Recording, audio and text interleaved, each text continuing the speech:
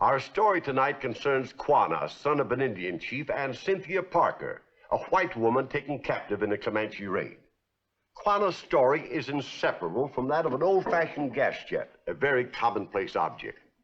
But this particular gas jet played an uncommonly vital part in a murder trial and in the rendering of tribal justice.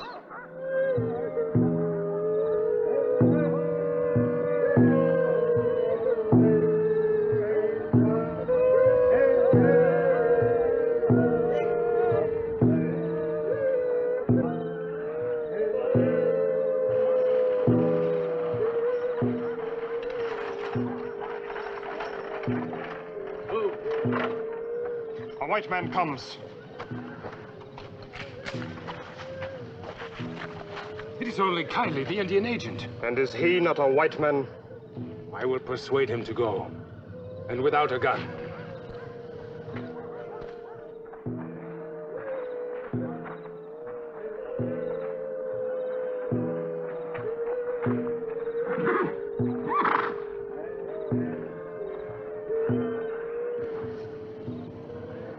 My father, early this morning.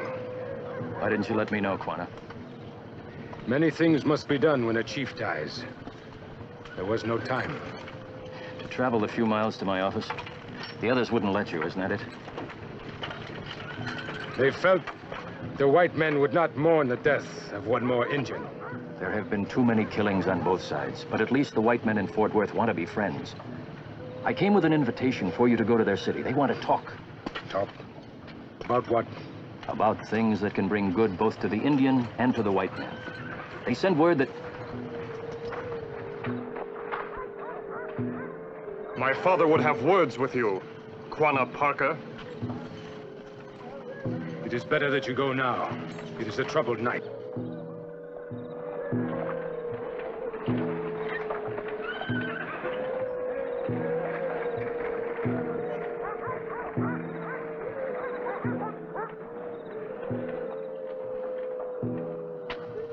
What did he want?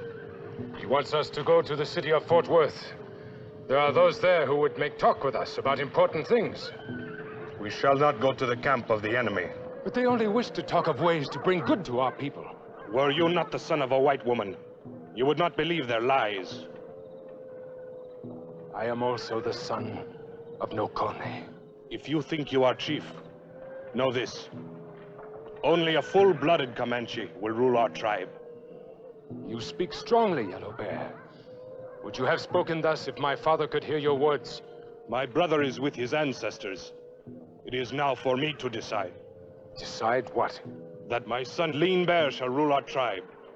You may be older and wiser than I, but you are not stronger. My son is young. He is my strength.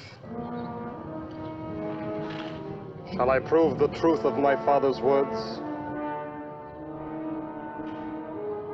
This is not a night for quarreling.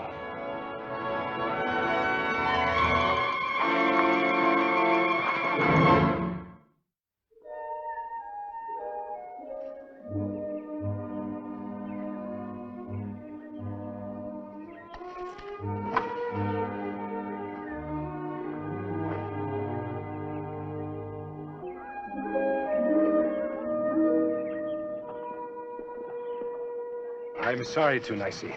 I did not see you. One whose head is bent in defeat sees little.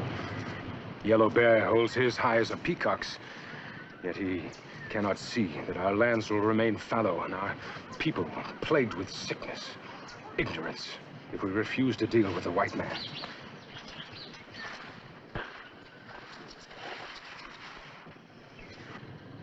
A chief must give orders in such a way that no one can disobey.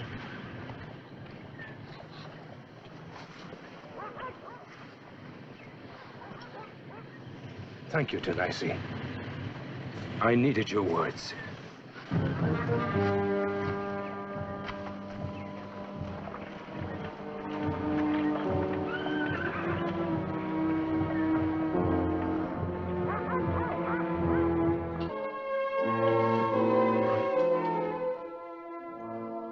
My father is dead. Do you now sit around planning my burial? As long as I am eldest of the Quahadi tribe, you will be dealt with fairly, Quana. You still wish us to go to the meeting with the white men? They have asked to speak with our leaders. An invitation from the white men to come to their city can only mean that they want something from us. True, but we cannot know what unless we listen to their talk. If you will not come with me, I will go alone. Wait, we will go with you. But I warn you, it will accomplish nothing. We will go in hate, and the white men will greet us in hate.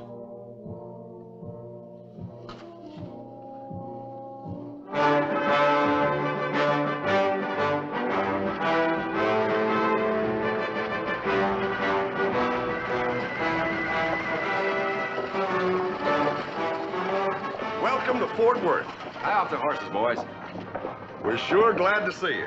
Right this way, gentlemen. Happy to have you as guests of the hotel. We've spared no expense. Reserved the best rooms in the house for you. Wait till you see the feed we're having in your honor. Food fit for kings. Or chiefs, I should say. There you are.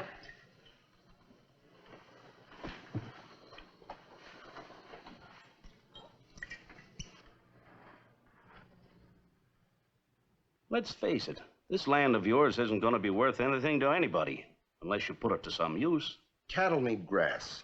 Nice fresh grass. We haven't got it. But you do on your reservation. With your help, we could make this place a first-class cattle center. The Great White Father has given us the land to do with as we choose. That's what we're trying to tell you. You're letting it go to waste. Well, what we should have said in the first place is that we don't want something for nothing. We're perfectly willing to pay for grazing rights. This money, will it be enough to buy medicine, build hospitals, schools? Even more than that, Quana. Always before, the white men have taken what they wanted. Why do they ask now? Because we can't get away with it anymore. The government sees to that. Maybe so. Enough talk. I am tired. Of course. It's been a long day, and we can make decisions just as easily in the morning. Jensen. Yes, Mr. Ashley. Would you please show our guests to their rooms? We'll get together first thing in the morning.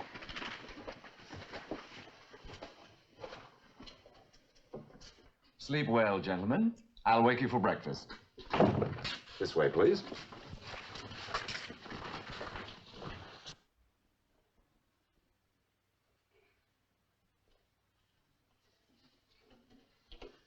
I see no reason for not accepting their offer. Well, what are your reasons?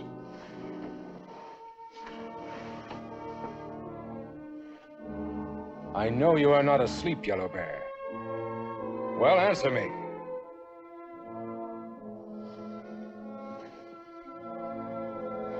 You think I side with them because I have white blood. But the heart which pumps that blood is an Indian heart. I want only what is good for our people. If I were less of an Indian, perhaps I could sleep in this white man's teepee. Maybe in the open air, I can think things out.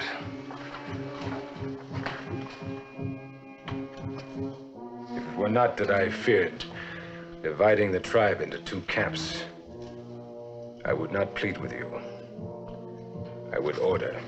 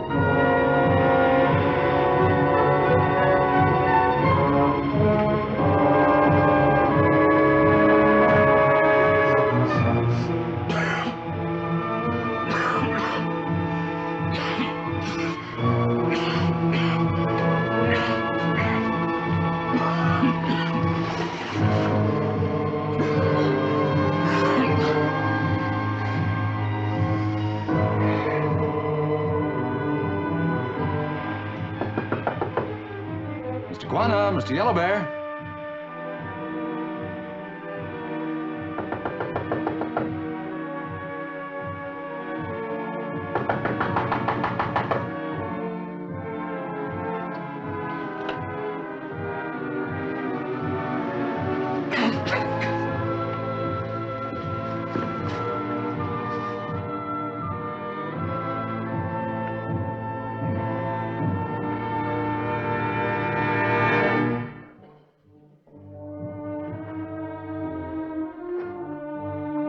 What is wrong? What has happened to Yellow Bear? He may be a goner. Where are you going? There's a doctor in the hotel if he hasn't left yet.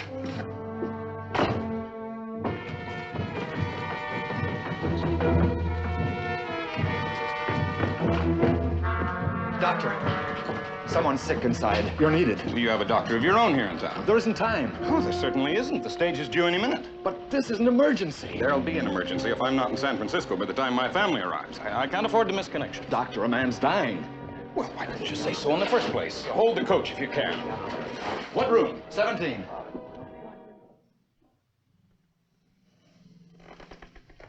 I'm afraid there's nothing I can do. He is dead. Yes. How did he die? Anoxia. Lack of oxygen. What made him die? I'm telling you, lack of oxygen. Asphyxiation. White men's words. What do they mean?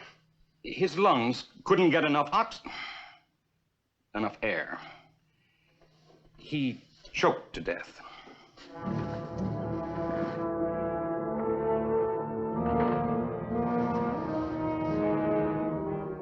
There is only one who would want to choke my father.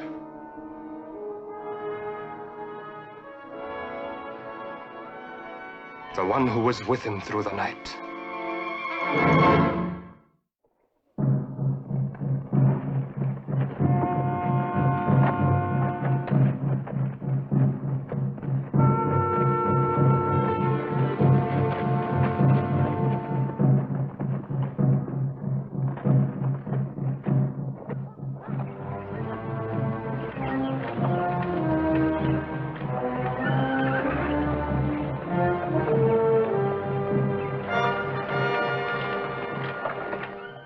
Parker, you've been given a fair trial.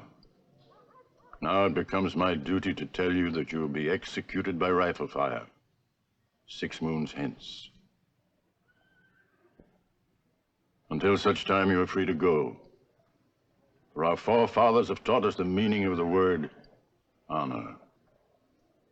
Remember this word when the day arrives for your return.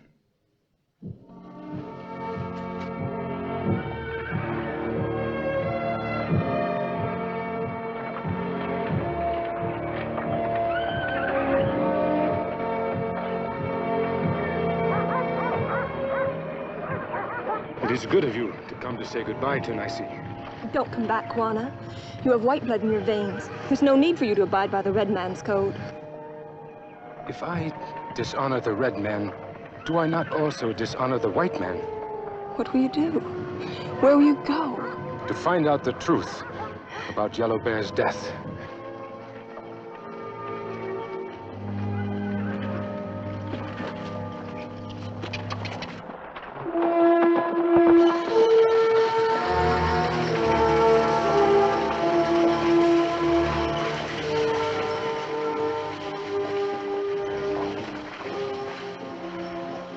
Guess the only thing we can do is move them to Abilene. That drive's 120 miles. Dry land every inch of the way. We'd lose half our cattle before we got there. I wish a room. I'm sorry. All the rooms are taken. Perhaps I can camp on the edge of town. There are things I must learn here. You can start out by learning that the climate here is unhealthy for you. Our cattle are dying on account of you. What Dr. Huggins said, he could not have meant it the way it sounded. Huggins? Where can I find him? He's a doc who was stopping here same time they were. Left right after he examined Yellow Bear. Headed for San Francisco. This San Francisco, is it a faraway place? 1,700 miles. Then I must start at once. Alone? You'll never make it. It's my only chance. Better men than you have died on the trail there.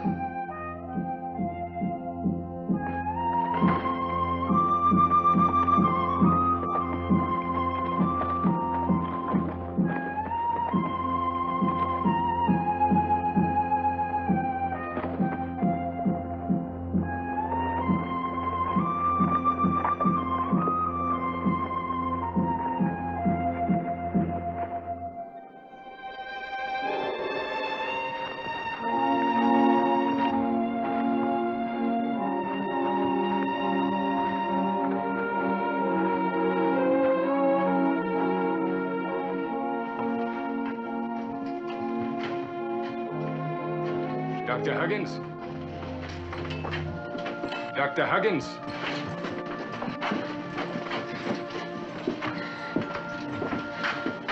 Dr. Huggins, can you tell me what...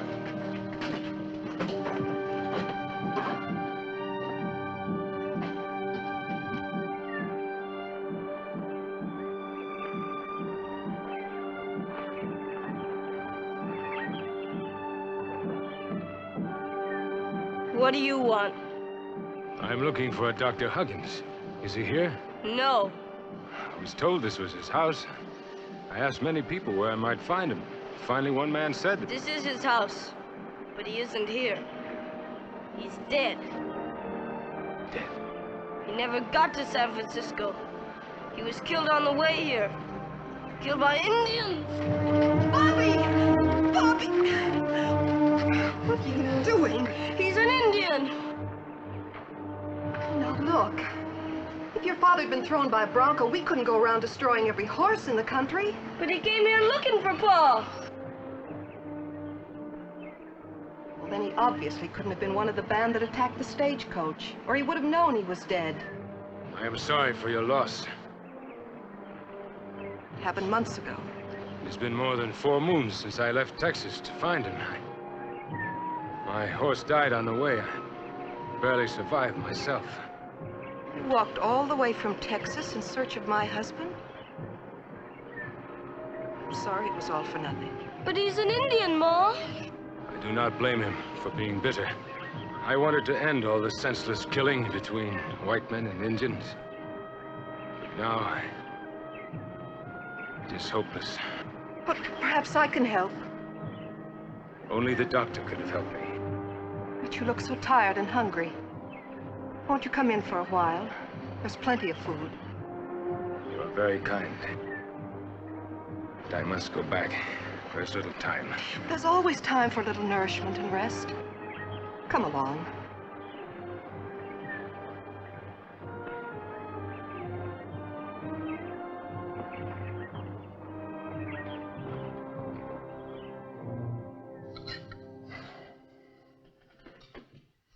This is a fine house. The doctor wanted me to have all the modern conveniences when we got to California. Well, I'll heat some more coffee. I'll do it for you, Ma. Perhaps you have need of more wood for the stove. I would be happy to chop some for you before I leave. Thank you. But this is one of the new gas stoves. It doesn't need any wood. Fire without wood? Bobby, you want to kill us? I couldn't find the matches. Well, you ought to find them first. We could all be asphyxiated. A stove that doesn't burn wood? What does it burn? Gas. Gas?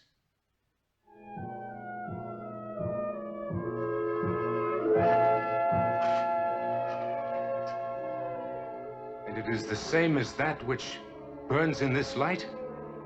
Yes.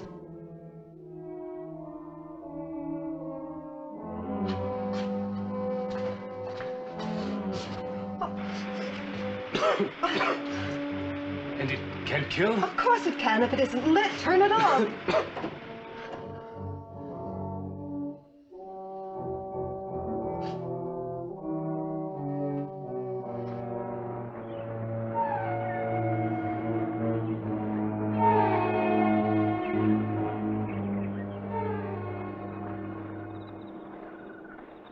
I come with proof.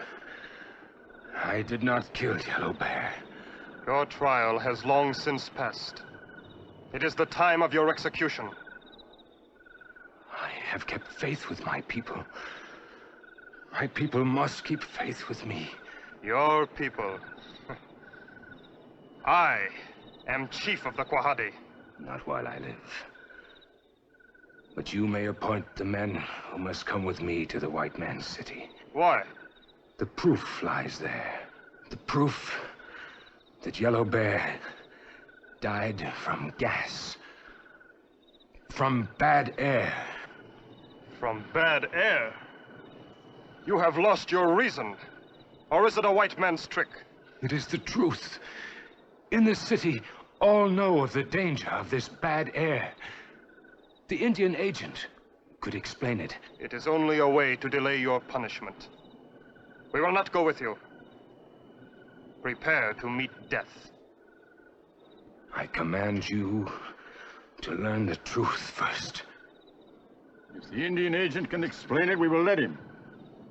If he cannot, the execution will be held at dawn. I can do better than explain it. I can demonstrate it. How? You have gas here. Well, not a stove, but they put pipes and a light fixture in just last week. Here it is. And that will kill? It certainly can.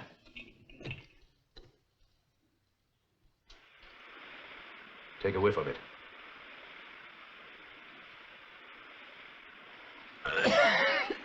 It has an evil smell. Kylie has always been Quana's friend. Perhaps they planned this thing together. I haven't seen Quana since the week you sentenced him. How do we know that? And how do we know the bad air can kill? Would you like to try it? I am not on trial. Try it on me, Quana. If the gas can kill, prove it. You want me to kill you to prove my innocence? If you die... I know I could breathe no more of that foul air.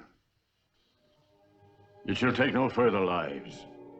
Neither hers, nor yours, Quana. You are free.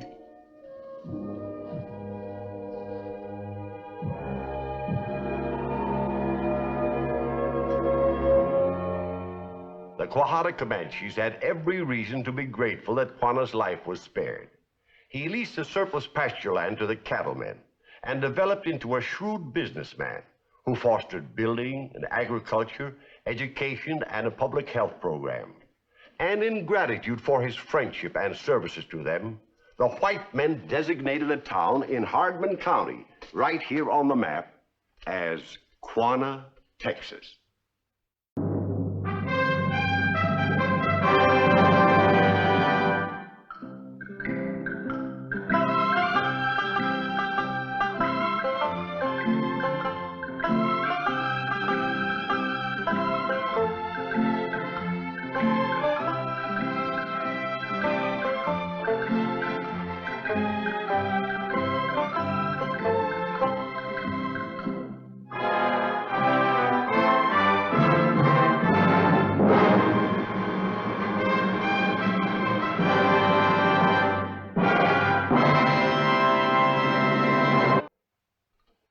Today at Fort Selden, near Las Cruces, New Mexico, the horned toads amble lazily beneath the junipers and wild 4 o'clocks to escape the blazing sun.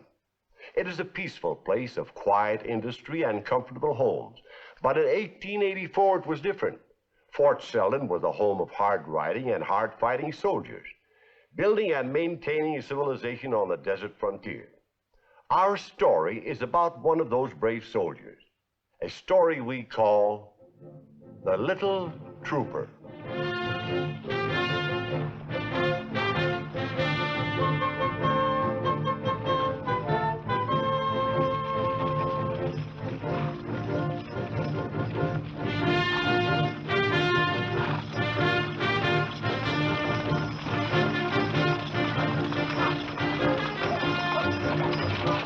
Hold it! What's the meaning of that action? That's the Arroyo Muerto, sir. Filled with rattlesnakes. Boys always like to take a few shots at them. That's very unsoldierly, and a waste of good ammunition. Especially when Mr. Geronimo is known to be around. Yes, sir. When do we get to Fort Sultan, Daddy?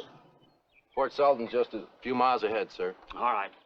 Yeah, pal.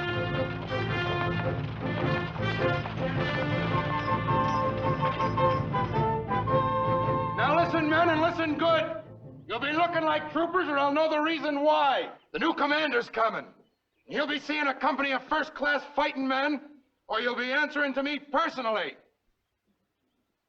Where's Norkel? Norkel! I forgot. He's in the jug again. Somebody calling me? What's going on?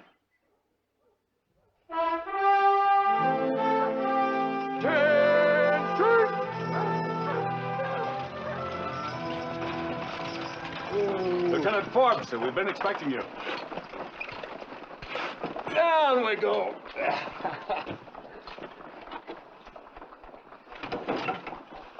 Lieutenant Forbes, my wife and son. Lieutenant, Welcome to Fort Sultan. thank you. Hey, Gonzalez. Gonzalez! What's going on? The new comandante, he comes. I hope he take care of Mr. Geronimo. I'd better have a look around. Let me out of here. Oh, no, Senor Norcul. I can't let you go out. I get trouble. Ah, the Sarge ain't around. I'll give you $10. Start now, Senor. Too much risk. All right, you thieving old sidewinder. I'll give you $50, but that's my last offer. $50? It's a bargain. Un momento, eh?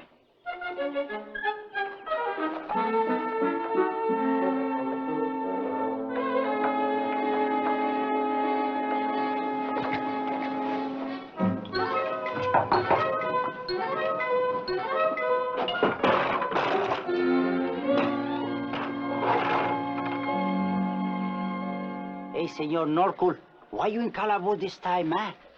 Just a little ruckus at the cantina. Some fellas said that us soldiers were a bunch of soft-bellied line riders. Now, I had to change their mind, didn't I? See, Senor, my $50, huh? I ain't forgetting. Well, just mark it down with the others. That's $437 I owe you.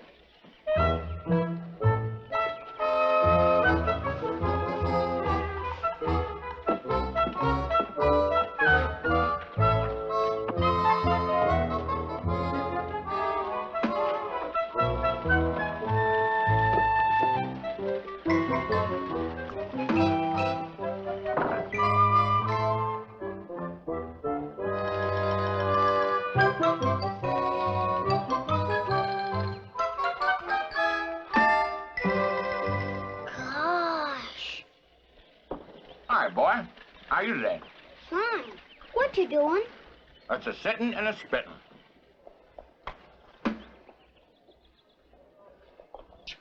Hey, mister, are you a soldier? Am I a soldier? Come here. Sit. Why, I'm probably the best soldier in the whole U.S. of A. And that's a fact. Why, I soldiered with Davy Crockett, Kit Carson, Daniel Boone, and I don't know what General Ulysses S. Grant would have done without me. And you ask me if I'm a soldier? Why, I invented soldiering. Boy, anytime you want to know about soldiering, you just come to old Norkel. So, here you are, you gadabout. I hope he hasn't been bothering you, Mr. Norkel's the name, ma'am. Why, he ain't been no trouble at all. We just been talking about soldiering. Oh, that's all he ever talks about. Hey, Mr. Norkel, do you know how to fight Indians? Why, there's nothing I don't know about Indian fighting. Old Geronimo wouldn't dare show his face while Norkel's around. You're safe, boy. Don't worry none. You best get along home with your ma. You carry me. Okay. Well,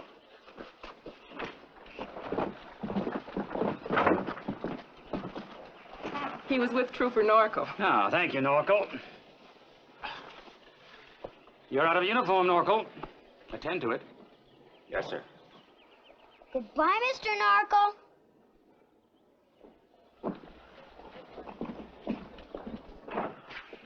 Mr. Norkel, Ain't you supposed to be someplace? Uh,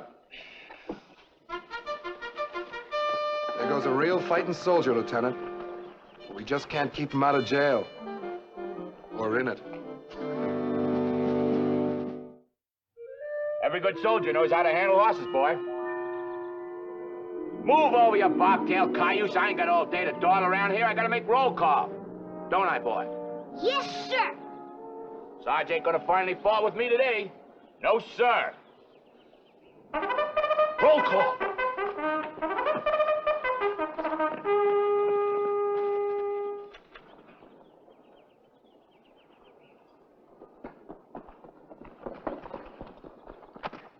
Mr. Narkle? Mr. Narkle? No talking in ranks. But Mr. Narkle! Stow it. Here comes the sergeant.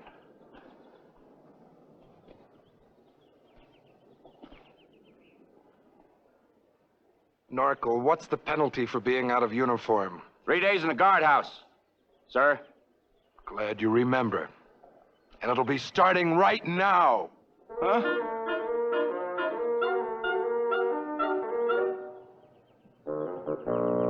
Oh, no. I tried to tell you, Mr. Narkle. Yep. When them scalping Injuns saw me, they skedaddled faster than a horse that chewed a chili pepper. Gosh. But enough of this storytelling. Have you been practicing your desert stalking like I taught you? Uh-huh. Okay. Let me see you track down that old hen over there. Wait a minute. I'll get you down. Hey, Gonzalez. Gonzalez, get me out of here. Pa, senor. Oh, come on. I need the exercise. It's cramped in here. Besides, you can use the money, can't you? See? I can use the money. Un momento, senor.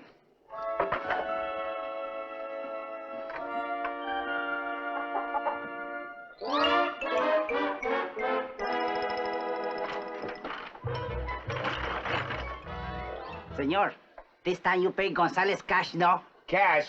That's gratitude. I made you a rich man, Gonzalez. If I'm rich, why I don't have a penny, huh? That's your problem. Now remember, always stay low and keep behind the bushes. I gotcha. Shh! Them Injuns have ears like rabbits.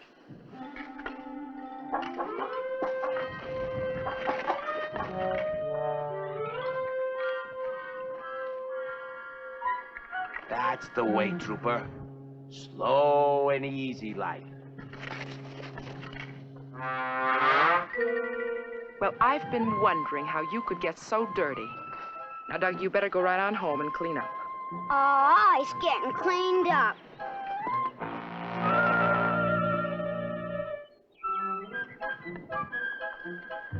We was just practicing, ma'am. That's Injun stalking. Mighty handy thing to know. Mighty dirty, that's for sure. Say, aren't you supposed to be... Yeah, I am. But it gets kind of lonesome in there. Well, I can't bring a prisoner a pie if there isn't any prisoner, can I? Now, if you just give me a minute, I think we'll find a prisoner available for you.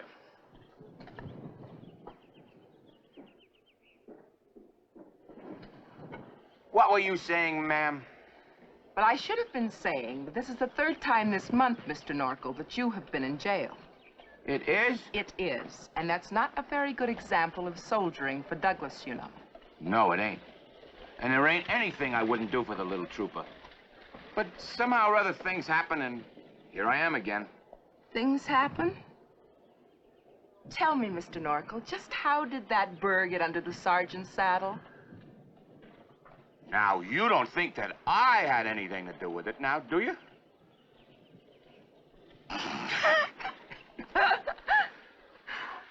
Oh. Geronimo! Geronimo! It's Geronimo, sir. He's been sighted in the pass. Maybe he's trying to make off with our horses. Lieutenant, prepare to move out. Entire company except for the fort security. Maybe this time we'll catch up with them, Lieutenant. Very good, sir. Bugler, sound assembly! Hey, what's up? Hey, what's up? Gonzalez! Gonzalez! Thanks, trooper. For this, you get paid double. Come on! What's up, Sarge? Geronimo. What are you doing out of the jug? Oh, Sarge, you know I never miss no action. You ain't gonna keep me locked up, are you? Oh, I ain't I? You're under arrest and you're gonna stay under arrest. Riley, catch him. Show Mr. Norkel back to the jug. And see that he stays there. Ah, Sarge, you can't leave me behind. Ah, Sarge!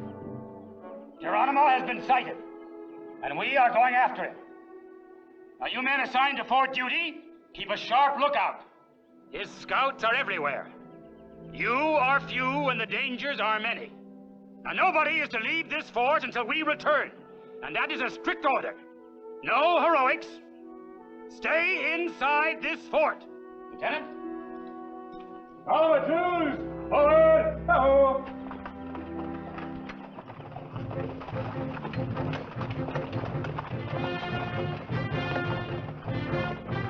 Bye.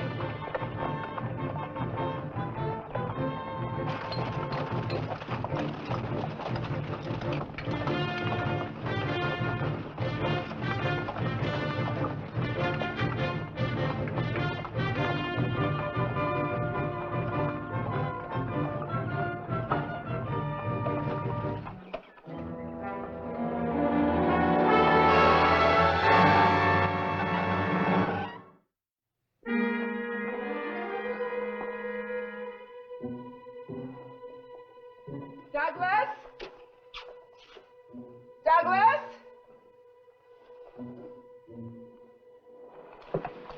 Mr. Norkel? Mr. Norkel? Yes, ma'am? Is Douglas with you? With me, ma'am? No, ma'am. I ain't seen him for quite a spell. Well, he isn't at home. I haven't seen him for about an hour. I thought he was with you. No, ma'am. Little trooper ain't been around here since, Oh, don't worry, ma'am. He's around here somewhere. He'll turn up soon. Where can he be? Soldier, have you seen little Douglas? Oh. Men, have you seen little Douglas? Oh. Have you seen my little boy? Oh. Mr. Narco! I can't find him anywhere. I can't find Dougie. Just don't you fret, ma'am. He's around here somewhere. He's probably holed up spying on Injuns like I told him. Remember, he's a soldier. When he heard old Geronimo was around... Geronimo. The gates were open when the troopers left. Oh, you don't suppose... Oh, no. Dougie!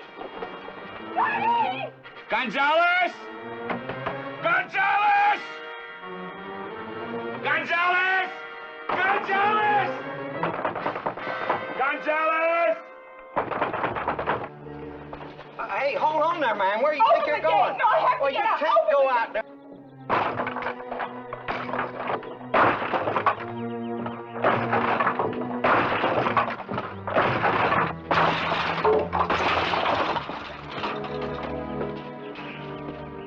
You can't go out there. I got orders. Ma'am, this ain't no way to act. You just let me handle this. Now answer me this. Did the little trooper leave the fort? I don't know. I don't think so. The gate's been closed, except when... Did he leave when the troops left?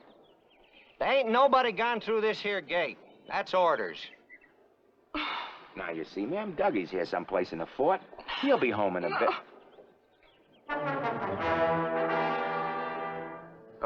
Why don't you go on home, ma'am, and I'll take care of this personal life. Escort her home, soldier. I ain't supposed to leave the gate. It's all right. I can manage. Oh, you can find Dougie, can't you? Oh, certainly, ma'am. I'll find him. Have no fear. I'll have him home in a jiffy. Now, you go.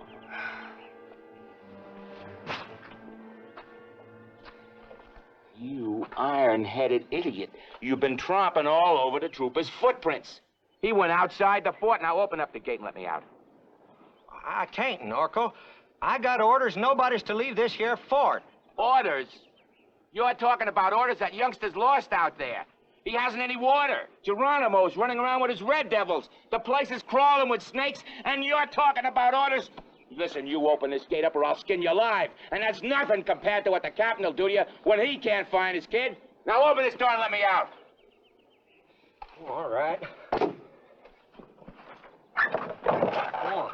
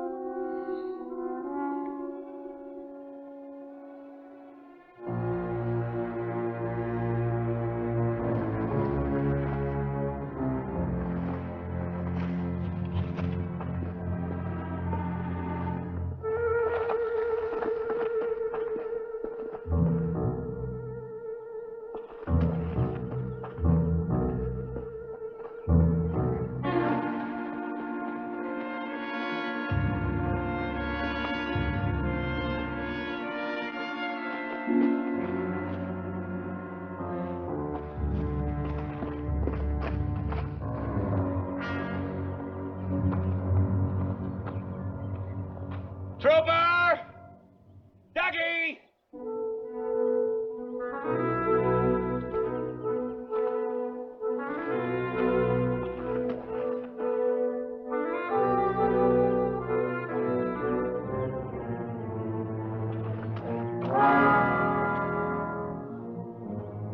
Trooper! Trooper!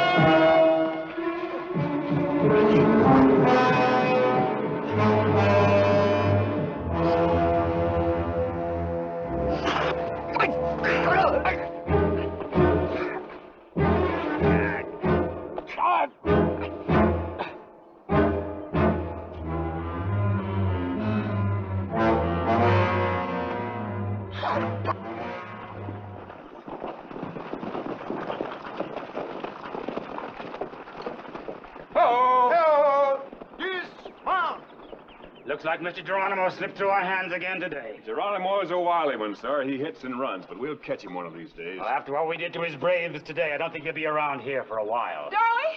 Why, Mary, what's the matter? What's wrong? It's Douglas. He's disappeared. Disappeared? Trooper! Trooper! Where are you? We'll form 3 separate search parties. Lieutenant, you take your men to the north. Sergeant, you take your column to the south. And I'll cover the west. Fan out and search carefully. Please, gentlemen, search carefully. Yes, sir.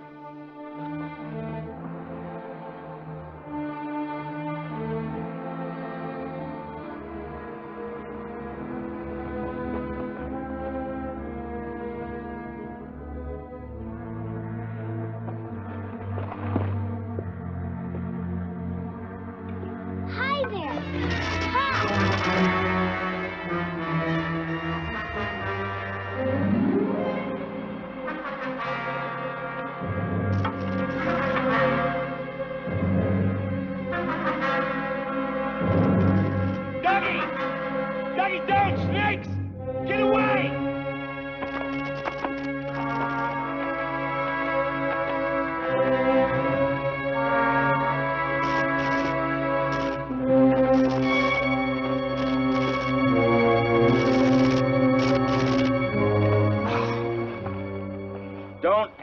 that again. Why are you breathing so hard, Mr. Narco? Weren't you frightened, trooper? What's frightened? Frightened? Well, that's being scared, son. But I guess you ain't found out about that yet, have you? Well, come on, trooper. Your ma's a mite worried about you. Let's go home. Oh.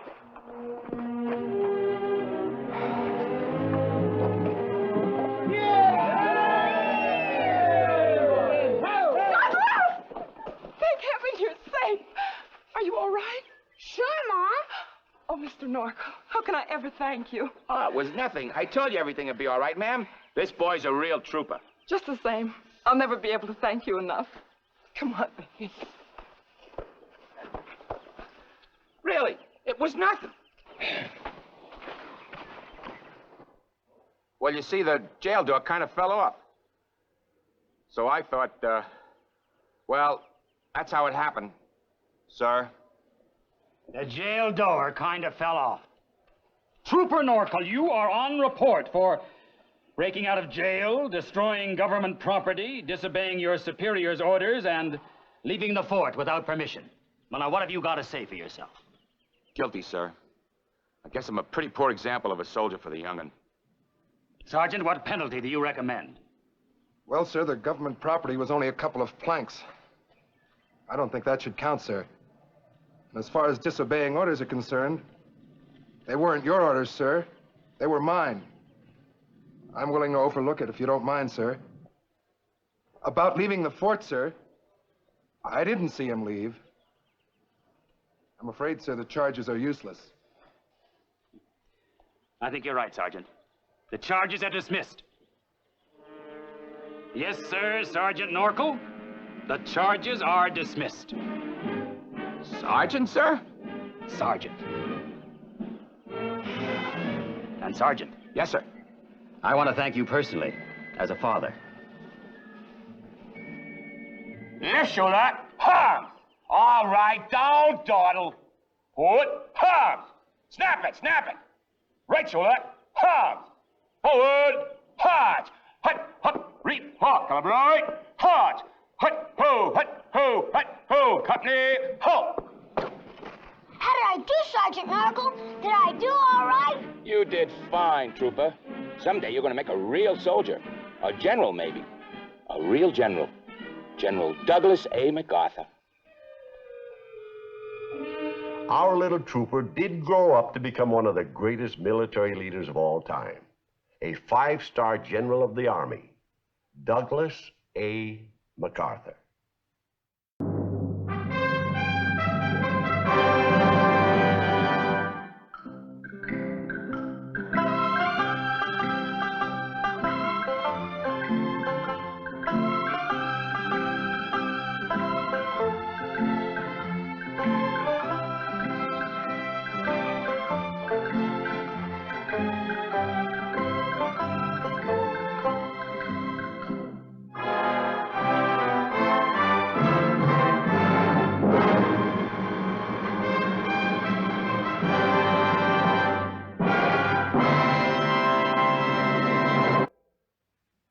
Second only to the California gold rush of '49 was the '59 rush to Washoe, which later became the territory of Nevada.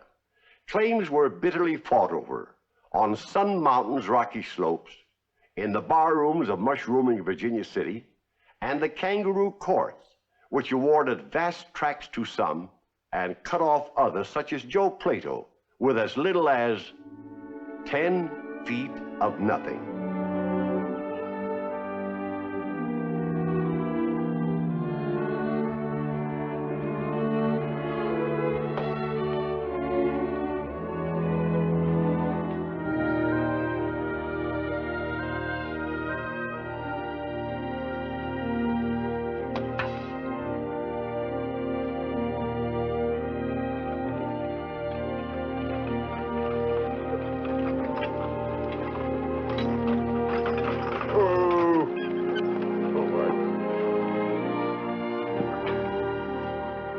Hiya, Joe. Look at here what I'm stuck with, Abe. Just about enough land to bury me in. They don't stick me in sideways. Yeah, it's better than to claim I just quit. 10 feet's enough to work. Well, why this 10 feet with a cliff on one side and a spike fence on the other? Yes, I know. I heard about the trial. But I don't figure Sandy Bowers would have strung this wire if you hadn't knocked out his 2 front teeth. Well, I'd have knocked out more if he'd had them. And from reports, well, you wasn't exactly diplomatic with Judge Newcomb either. Well, everybody knows he's crooked as a dog's hind leg, Abe. Yes, but it didn't help your case none but telling him so to his face. Guess not. But after digging and sweating here for almost 4 years, No, that's what's the matter. Huh? You're all frazzled out. All work and no play for 4 years would set any young buck on edge. Maybe I ought to go up to San Francisco and take me vacation. No, I recommend that. And if I was you, I'd really tie one on. Might change my luck. Here's to it, Abe.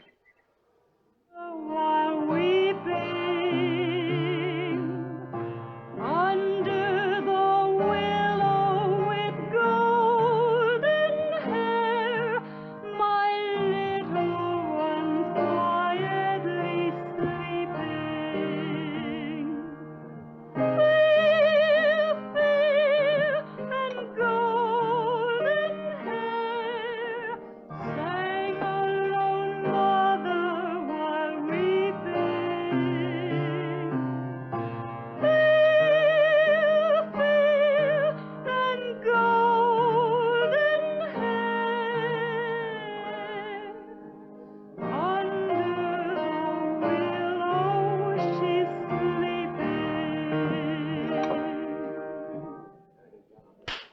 Beautiful, beautiful, beautiful. Beautiful, beautiful. What do you expect? You already sang it 4 times in a row. Well, my drunken friend keeps requesting it. Encore now. Under the willows, under the willow. Beautiful. Encore! Come on, encore! Keep it warm. Now look, mister. Hey, have a seat. Sit down. That's all gone, honey. Flat broke. I sure would like to hear you sing that beautiful song again. Look, mister, it's not a question of money. I'll tell you what. You sing that song just one more time, and I'll give you half of everything I got in the world. Thanks. You think I'm fooling. I'm not fooling. I'll make it nice and legal. You got some paper? Think we have enough witnesses? Nah, this'll work. This'll do just fine. Yeah. Let's see now. San Francisco, 1859. You to half of claim. Signed, Joe Plato. There. Half of all my worldly possessions. Yours. I'll guard it with my life.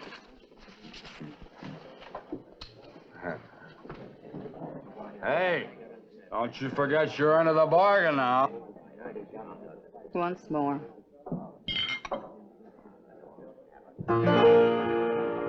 Under the willow she's laid with care, sang a lone mother while weeping. Beautiful, beautiful.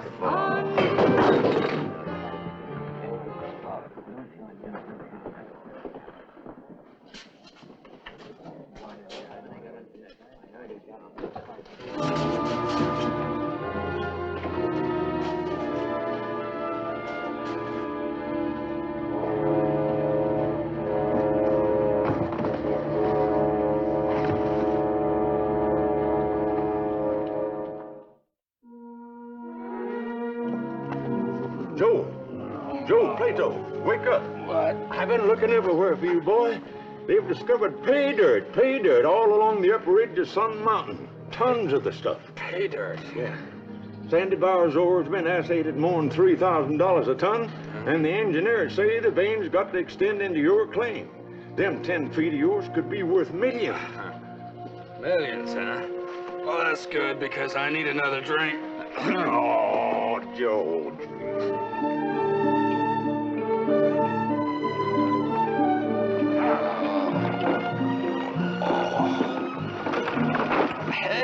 Take it easy, will ya? My head's killing me.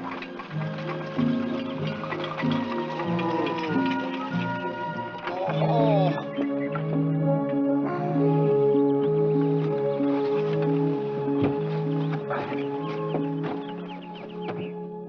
Abe, what are you doing in San Francisco? I ain't in San Francisco, and you ain't either. We're on our way back to Virginia City. Well, fine friend you turned out to be. I thought I left you guarding my claim.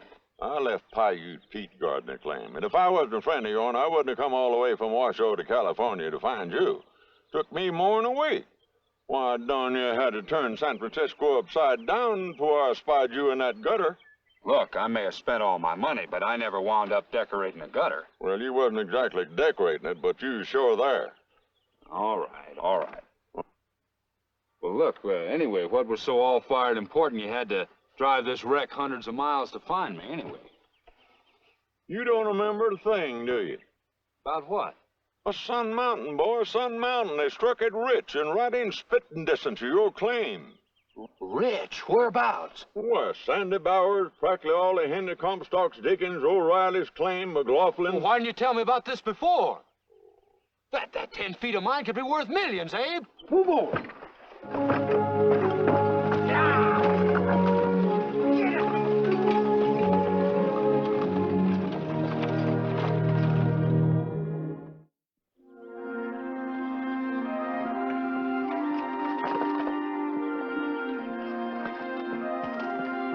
What'd the engineer say? What's the assay report? Oh, sample's no good, huh?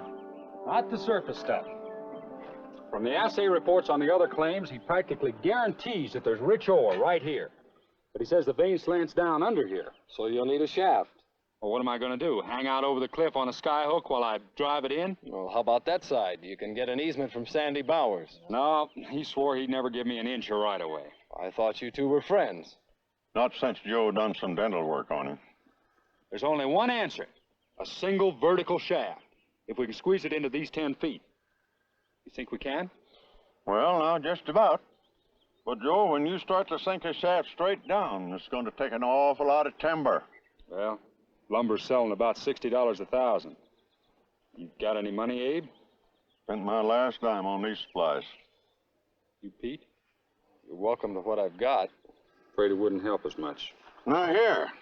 Why couldn't we cut our own timber? I know a place down here about a mile and a half is a pretty fair stand of willow trees. And a little further down the mountainside, just under the willows, are some logs.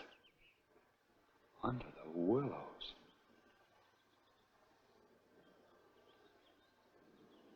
Say, you wouldn't know anything about that, would you? About what? Well, guess there's just one thing to do, boys, and that's go and find out. I'll pay you back, Pete. Where are you going?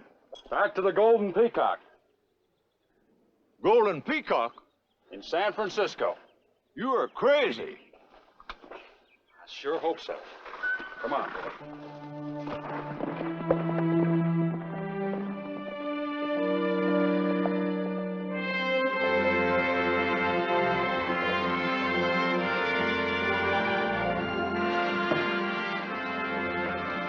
Say, wasn't this the Golden Peacock? Yeah, but it flew away.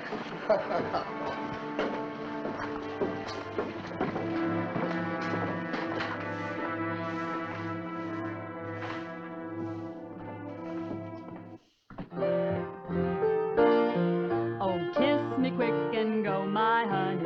Kiss me quick and go to cheat, surprise, and lying. Hold it, sweetheart. Something? You were here when this was the Golden Peacock, weren't you? Oh, yeah. Big Heart threw in an extra $1 for me when he bought the place. Oh, I didn't know it had changed hands. Say, look, if you're hunting for Dude Martin, he's sold out. No, I don't care about him. I'm looking for the girl singer that used to be here.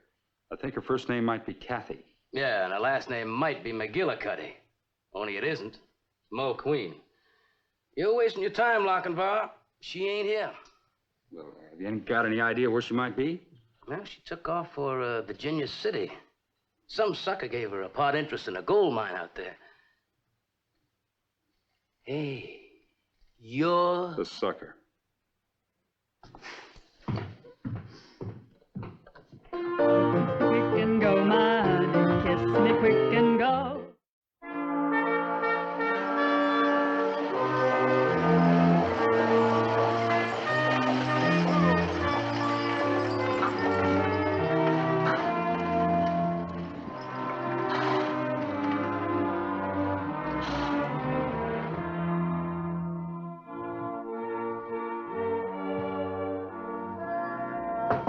Come in.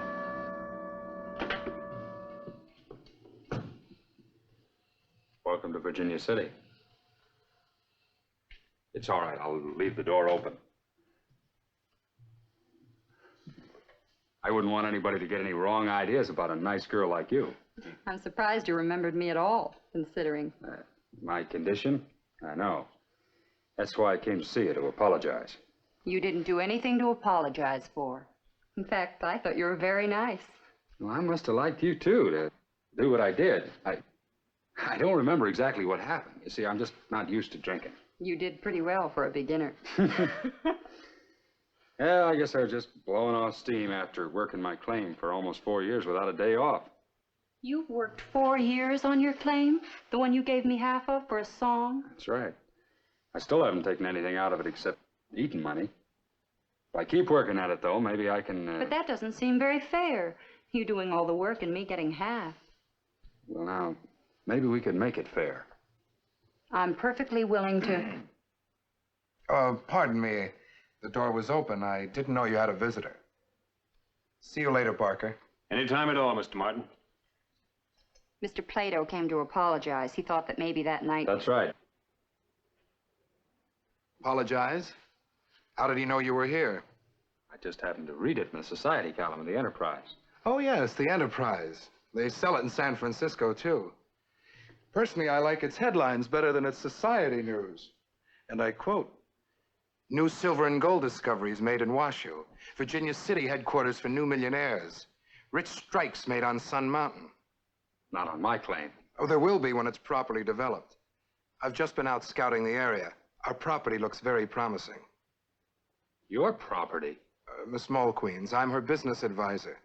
And in that capacity, I just checked the legality of that cute little deed you wrote. Judge Newcomb says it's 100% binding. Judge Newcomb's a crook. He doesn't think too much of you, either. Not that he's any worse than you two. You play up to me, get me drunk, then steer me into a stupid thing like signing over half my mine. You're just as stupid sober. Of course, you can buy back our share if you're interested for, say, $50,000. I wouldn't give you 50 cents. Maybe, Sandy Bowers would like an extra 5 feet. Just try selling it to him. I don't think I will at that. The price might go up. It won't do you any good to hold on, either. You can't sink a shaft in 5 feet. Neither can you. And I happen to know you're dead broke. So let's just see who gets frozen out first.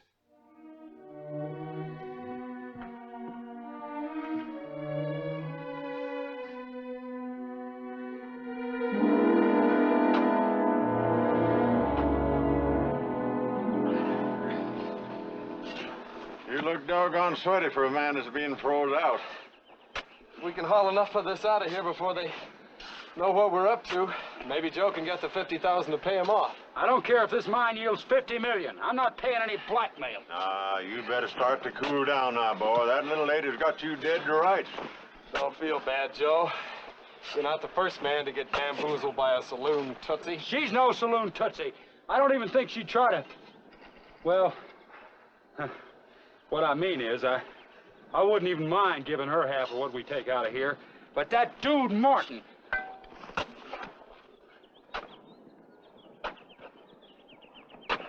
Herb Barker. What's he want? I'll take it easy. He's a bad one with a gun. Only if a man's not wearing one of his own.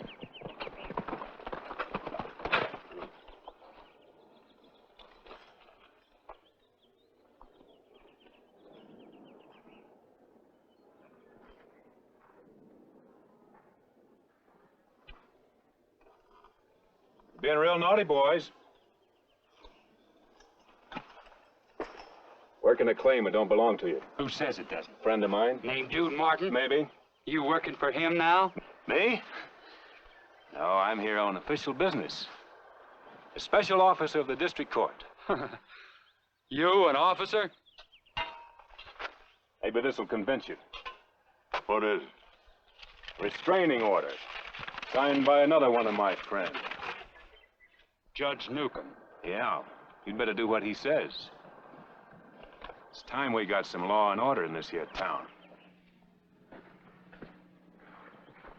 What is it supposed to restrain you from? From trespassing on the 5 feet belonging to Miss Kathy Mulqueen. You'd say which 5 feet belong to her. Nope, but it doesn't matter. Doesn't matter? No. We'll limit our excavation to 5 feet. On top, where they can see it. But we're spreading out below, where it counts. You're a glutton for punishment. If Judge Newcomb... He's not stopping me. She's not stopping me. Nobody's stopping me.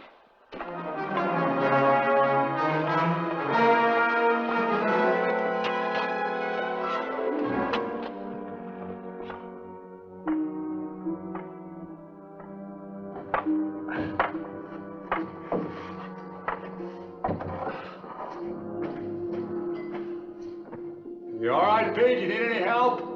I'll manage.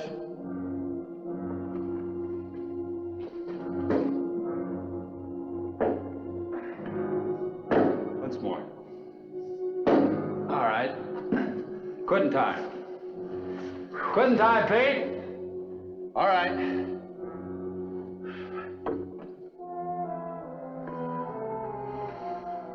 You sure you got enough grub? Yeah, thanks to Pete's ma. I still don't like it you're sleeping down here. Plenty of room, complete privacy, no rent to pay. What more can I ask for? Pure enemies.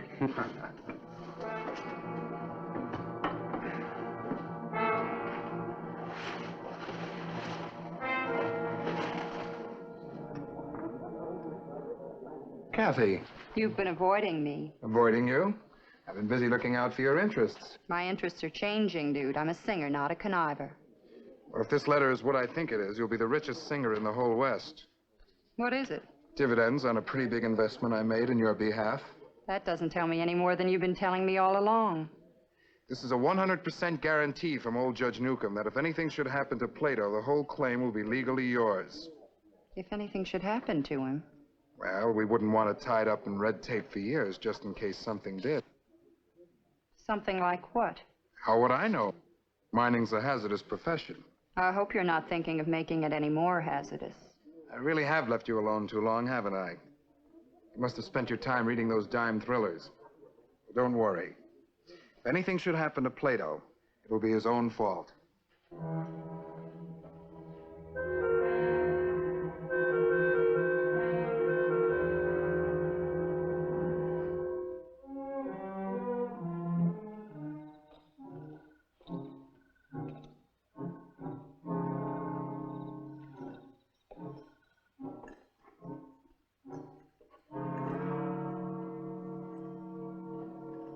Hold it right there.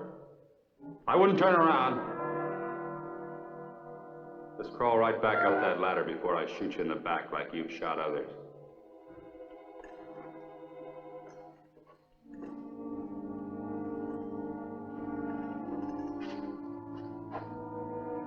Tell Dude Martin I'll be waiting for him if he comes, too.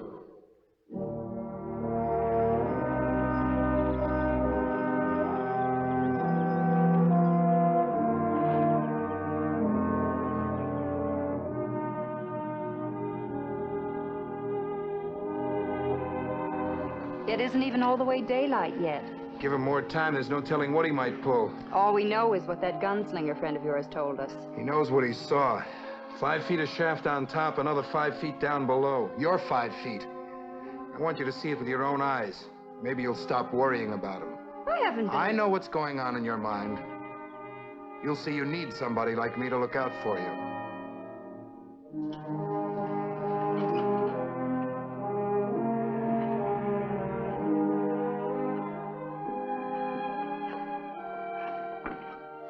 Well, dude, always the perfect gentleman. Let the lady come down the ladder first in case I got a gun in my hand. Maybe you should have.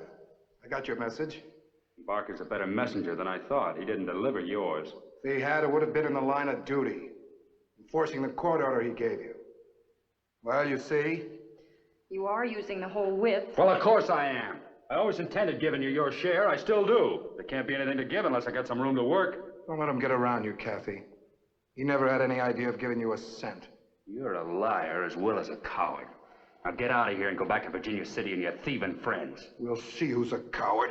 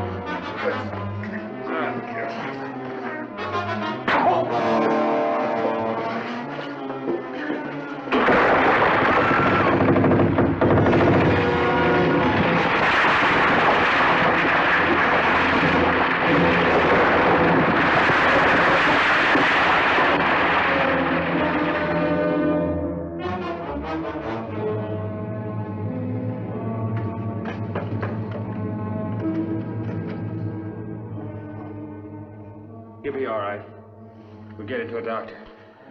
But the ladder's broken. My men will be along soon. We'll haul him up on the rope.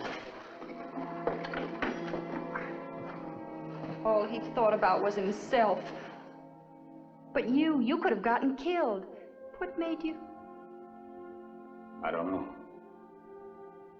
I think I do. And I'm glad you don't hate me. You see, I never wanted to hold you to that deed. And I'm not going to. Maybe I want to be held to it.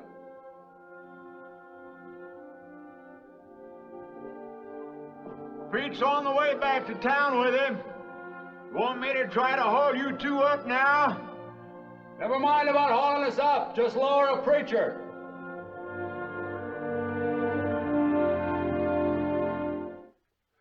They weren't married at the bottom of the mine shaft, but the ceremony was performed that very day, and the mine proved as rich as predicted, providing handsomely for Joe and Kathy Plato until they finally sold out for a veritable fortune.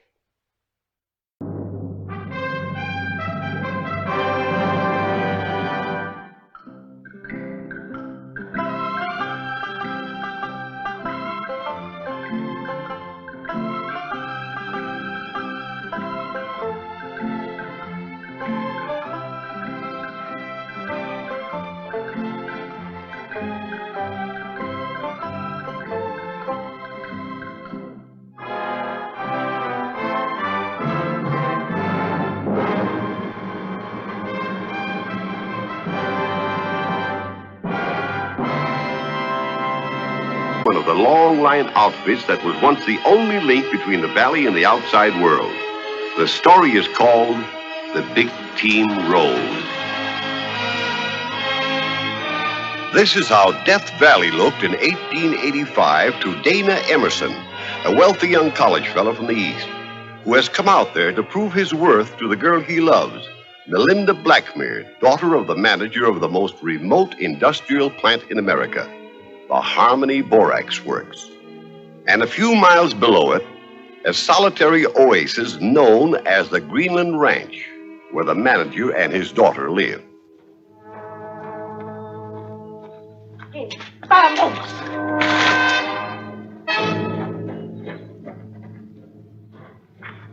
What's the big idea? Him steal money from store. Boss fire him. I always say, Hermie, bad hombre, like snake. Father will probably put you to work at the company's store here on the ranch. Selling bandanas and canned tomatoes to the teamsters. And will that prove to you I have the character you're looking for in a husband? The moral... I told you to take off your collar and tie. The whole thing's ridiculous. Marooning myself here in this godforsaken spot. If you want to call it off, go back to San Francisco. If I had any sense, I would.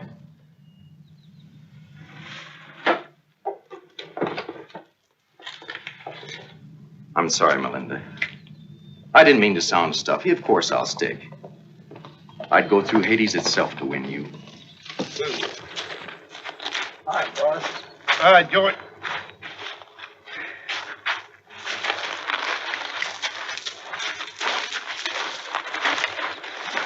Boss, I want to talk to you.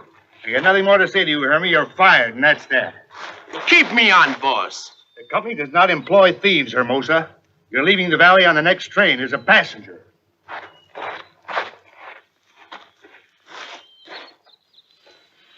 Hello, Father. Hello, honey. How are you, Dana? A little hot. Who's this dude? None of your business. I know. You brought him here to take my place. Give him my job. By golly, that's exactly what I will do. Father, you can't do that. You're hired, Emerson, the swamper on the big team. You can't give him my job. They'll take you along and dump you off at Mojave. Now, you'll be at the works when they're ready to pull out tomorrow. You'll be sorry. You'll pay for this.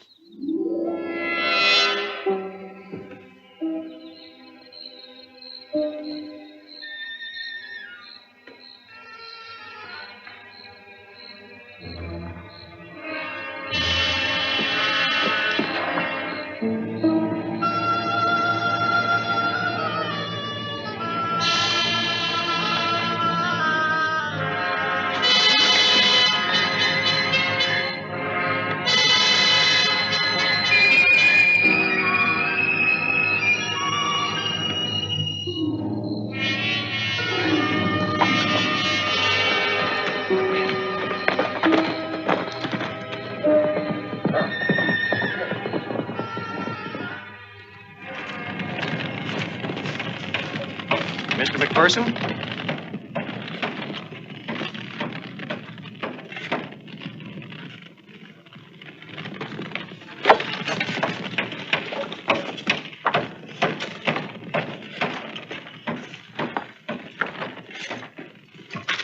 My name's Dana Emerson. Fit you to a T, son. I'm your new swamper. Oh. What have I done to deserve this?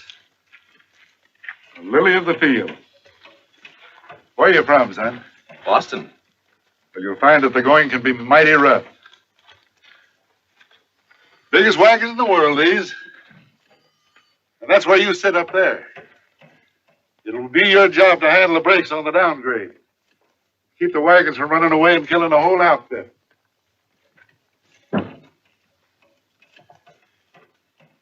Oh, Dolph, bring me the castor oil. Castor oil? Yeah, that's one of the requirements of these trips. A daily dose. Thanks, Dolph. All right, now shut your eyes and hold your nose. But I don't need any.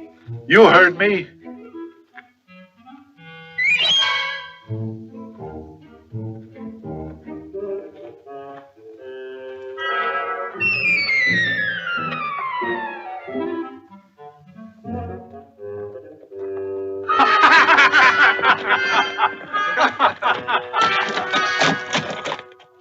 Hey, Sandy. Huh? That Hermie, him gone. Yeah? Steal horse grub from ranch last night. Hightail it off. Well, I wasn't much hankering for his company on this trip anyhow. Though it was between a greenhorn and a horse thief, I guess there isn't much choice. All right, climb up in your high chair, Sonny.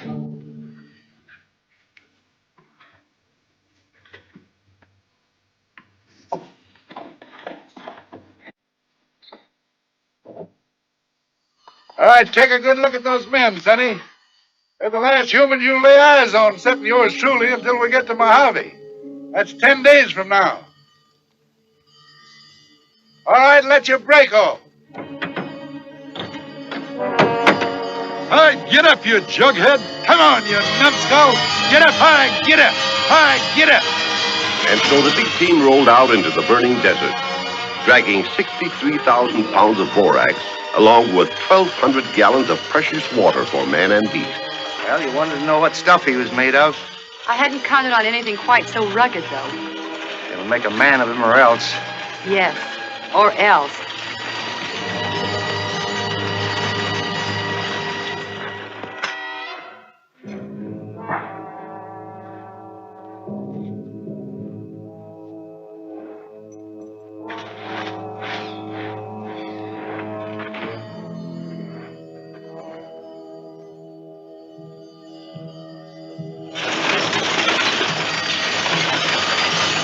Sandy! Can you stop a minute? Long enough for me to get a drink of water? Wait till we make camp. My throat's cracking. Well, let it crack. We got a schedule to keep. We can't stop every time a little boy wants a drink of water.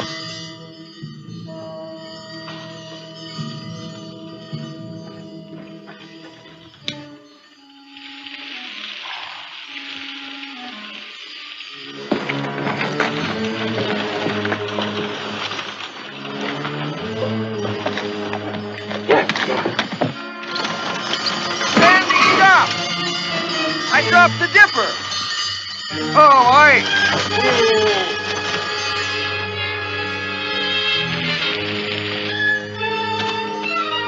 Conson it. Ain't you even got strength enough to hold on to a dipper?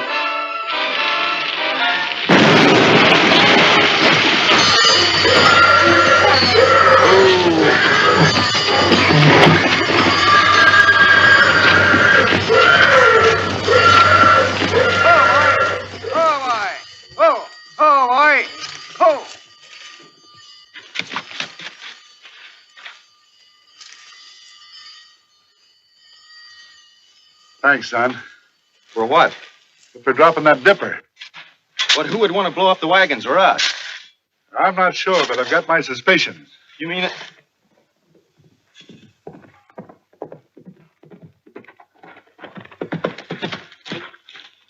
hear explosion. You should have heard it from where we was. I bet him Hermie Hermosa. Well, I sure wouldn't bet against you.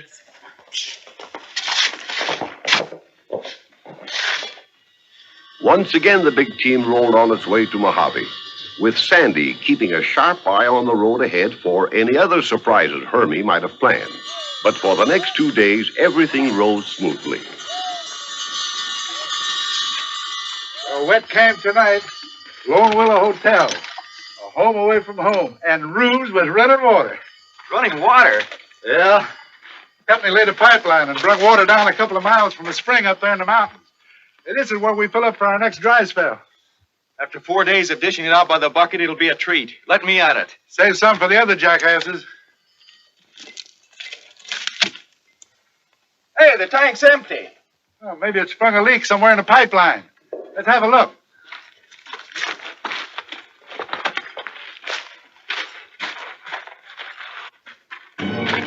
Oh, look. Somebody's knocked a hole in it. Yeah, and he must have dynamited the spring, too. Who? Oh, that sidewinder by the name of Hermosa. What do we do now? Well, ain't anything we can do but report the damage when we get back to Death Valley. We ain't got the wherewithal to repair it. But our water wagon's empty. Well, we just have to get along the best way we can until we reach the next water hole. Seem to be jinxed this trip. Must be a Jonah aboard.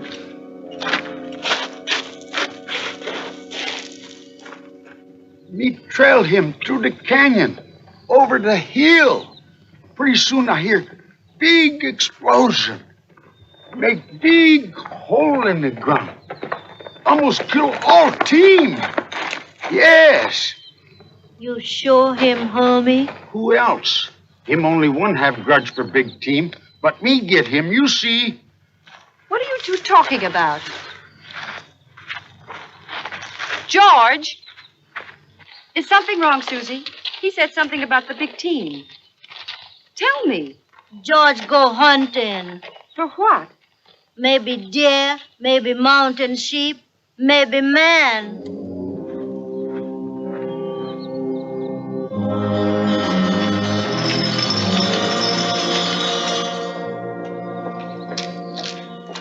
Father, I still think Susie's keeping something from us. The big team is in some kind of danger. The big team's in danger every trip it makes, my dear. Danger of sandstorms or cloud bursts, danger of a mule falling sick or a wagon breaking down.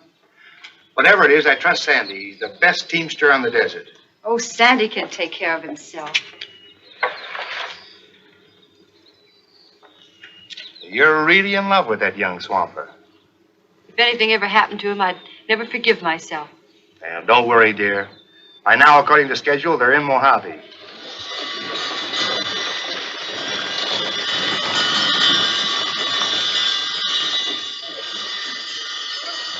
Whoa!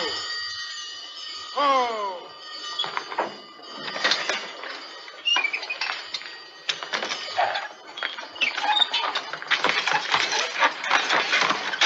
Hi, fellas. Hi, Sandy. Hi, Tom. Well, here we are. The end of the line. Longest 165 miles I ever traveled. Well, the return trip will be easier, with a lighter load. When do you leave? Tomorrow morning at sunup. Tomorrow?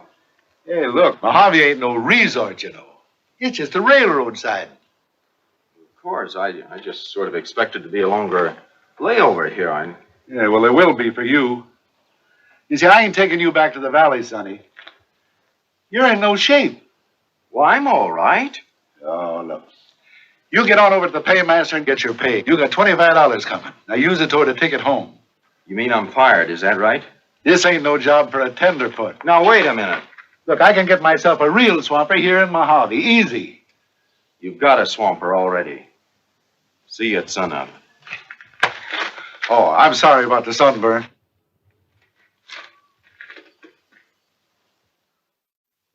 The next morning, the Harmony paymaster gave Sandy something else to worry about. Ready to pull out, Sandy? Right now. Here's ballast for you. Payroll for the Harmony works. Put this up on the safe to the side of you, Dan, and don't let it out of your sight for a second. Savvy? Right. And wrap this around you.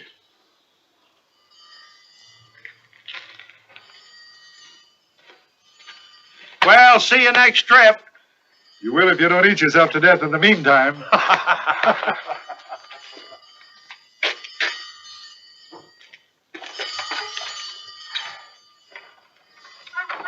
Get up, you numbskulls!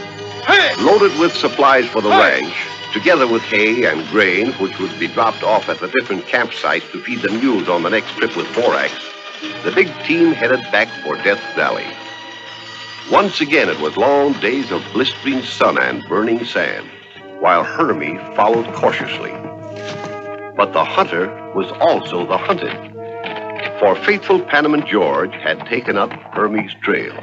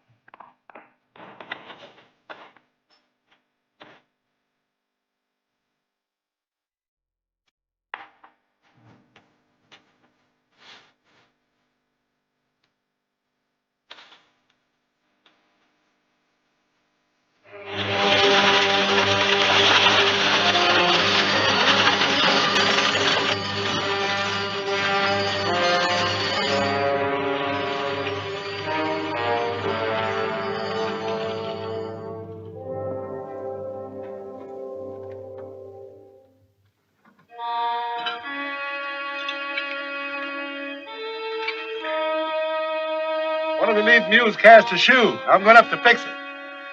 Now, look, we're only 3 days away from the ranch. Now, keep your eye on that bag, whatever you do. Sure. Beans will be ready when you are. All right.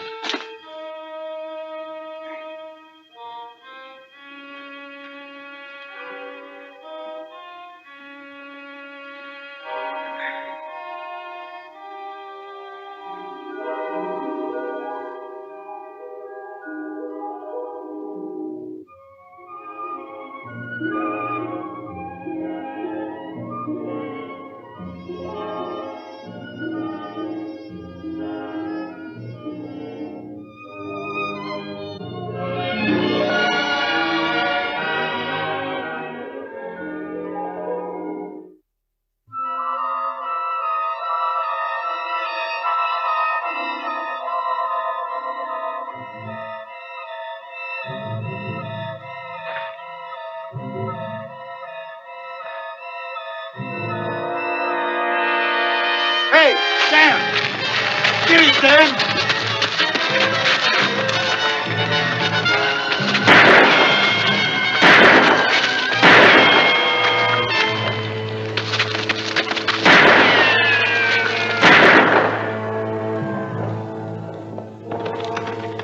I think I hit him in the leg. Sandy! He winged me. Go ahead and say it. I deserve it. Falling asleep at the switch. You ought to use that bullwhip on me. Oh, quit your belly aching, will you, and give me a hand. I'm bleeding like a stuck pig.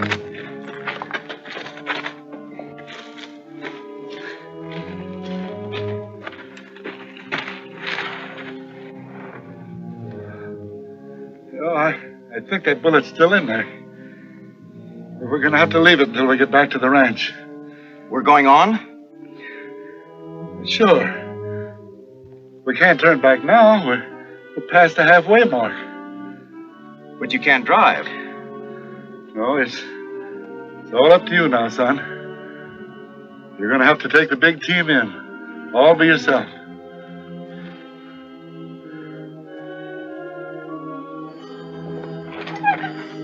All right, grab your jerk line. Now, don't turn loose of it. That's your telegraph system. That's the only way you can get orders to those lead mules. A steady pull, but you want to turn to the left. And 2 short, sharp jerks for a right turn. All right, I'll let off your brakes. All right, now let her go, Gallagher. Get up, you sons of guns! Get up! Well, we're rolling, by gum. Get up, boy! Come on! Then I pick up saddle and come back. So Hermie's still at large? Yes, miss. Well, at least Sandy knows what he's up against. They haven't a chance against that blackguard. Why, he could pick them off like birds on a fence. By now, they should be across the mountains and on their way up the valley. By now, they should be here. They're way overdue. Me dream last night, me see vulture flying low. Oh, stop it, Susie. The big team's been late before. Excuse me, boss. What is it, Fred? And the men down at the plant are wondering when they're going to get their pay. Well, they'll get it. When? When the big team gets here. The payrolls on the big team? Yes. Now I know something's happened. Me see blood on moon. Will you shut up, Susie? Pull yourself together, dear. This isn't like my daughter. It's because I am your daughter. Because I wanted the man that I married to measure up to you, but I was wrong. It wasn't fair to put him to a test like this. It wasn't fair. You'll come through all right. Sandy will look out for him. Oh, stop talking as if he was a child. But you said yourself... I don't know what I said. I only know that I love him. I can't stand it waiting around here doing nothing. George, hitch up the buckboard. We'll go out and have a look. I'm going too. No, you stay here. I'm going. Nobody going. Here come big team.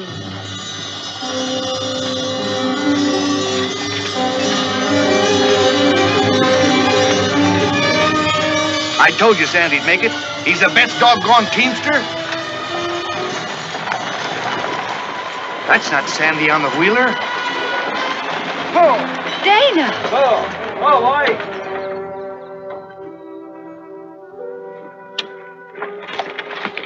What happened? Are you all right? Where's Sandy? In there? Dead? Heck no. Almost, though. Took a bullet in the shoulder. Help him down, boys. Take him inside.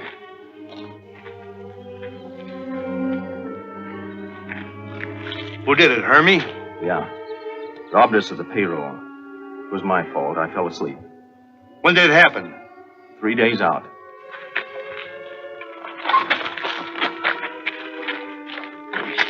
I'll be unhitching, Sandy. All right, Danny.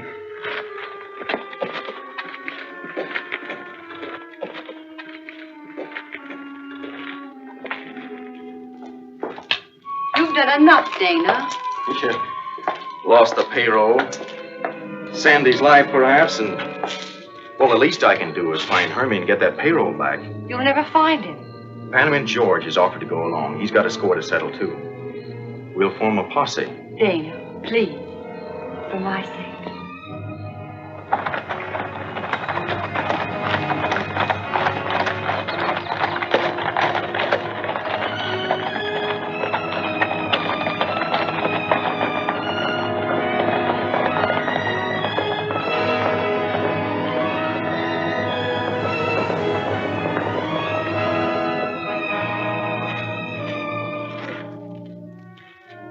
Delirious from Dana's bullet in his leg and the torturing heat, Hermie's burning thirst had led him to the very water tank he had destroyed.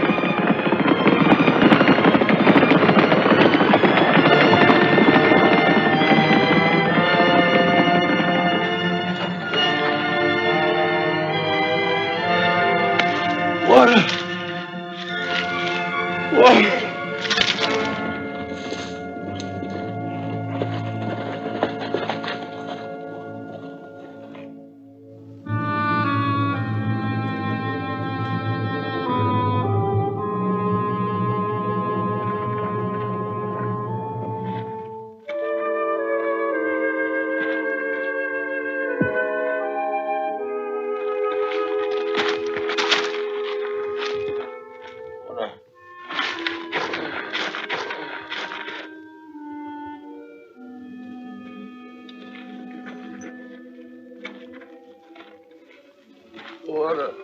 Don't give him water. Skunk. Let him die like you want others to die. Yeah, it'd serve him right. I can't do that. Water.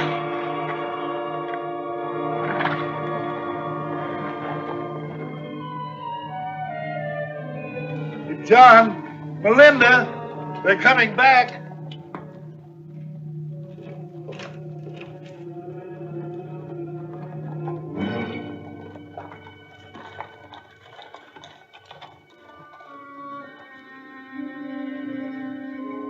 Here's your payroll.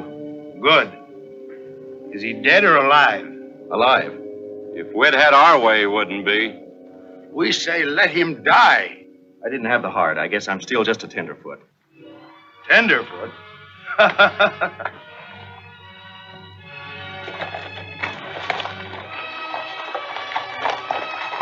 Tenderfoot. Tenderfoot my eye. Oh, darling. What a man.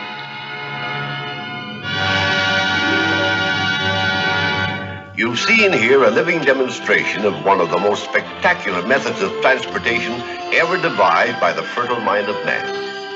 The Big Team Rose was photographed in Death Valley using the original borax wagon.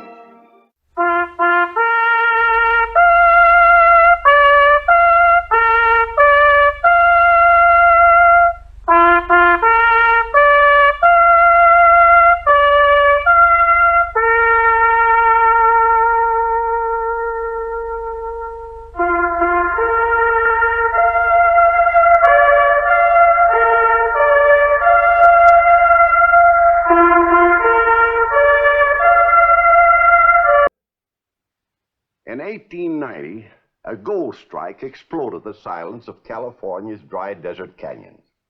Now, gold hunters stampeded to the diggings in spring wagons, buckboards, anything on wheels. Among them was an immigrant from Europe, Charlie Coan, who cut across the trackless wastelands on an ordinary bicycle. Now, some people call this intrepid cyclist Dutch Charlie. Others referred to him as Bismarck of the desert. He and his bicycle were inseparable, even after he converted it into an armed fortress, a primitive juggernaut of war, a one-man tank.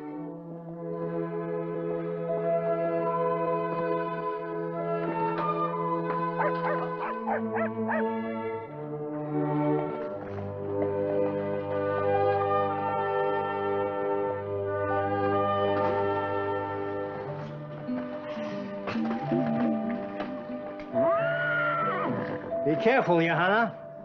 Don't scare the man's horse. She don't know she's a bicycle. Leo! Here I am. I know you're here. I could smell you even before I heard you. Now, there's a tub and water in the back. Soap. Who needs soap? When you see what I found, we can take baths in cologne. You know, the last time I grub-staked you, you said we were going to be swimming in gold. Gold? Who needs gold? I got something better. Oh?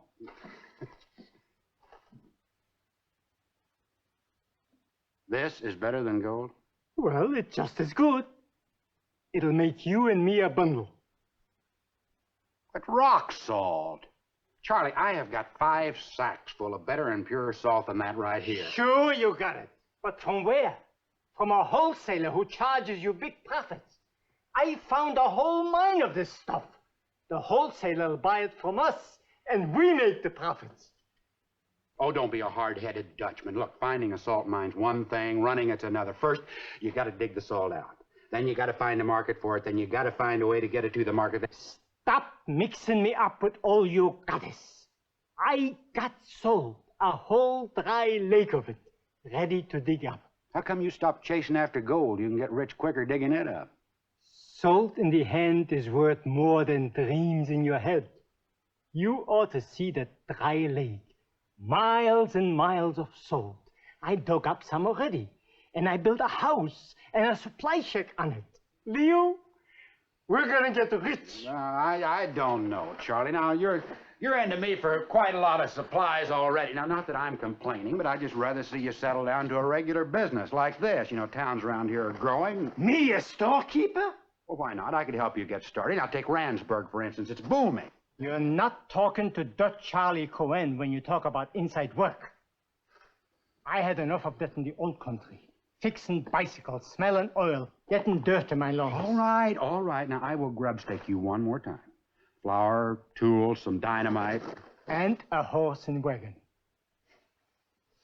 Well, don't tell me that Johanna's finally got the best of you. Oh, I'm going to be riding a bicycle, all right. I'm talking about a freight wagon. Big enough to hold salt from the mine to the biggest salt companies in Bakersfield, Fresno, and maybe even to San Francisco. I don't know, Charlie. That's a pretty big investment. Here, I'll show you something on this map. No, don't show me. You might talk me into giving you 2 wagons. That'll come later, when the money comes in. I'll go wash up. Oh, Dutch, I almost forgot. A letter came for you about a month ago. Letter? Yeah. There you are.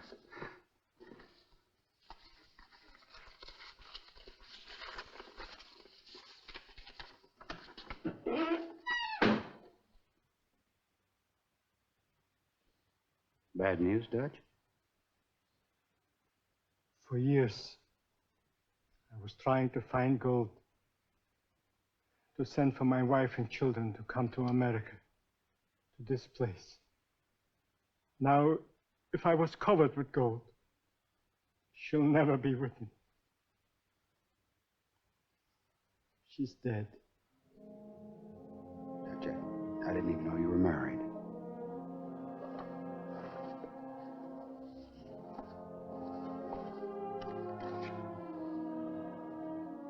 My wife Hilda, my son and my daughter, Peter and Anna.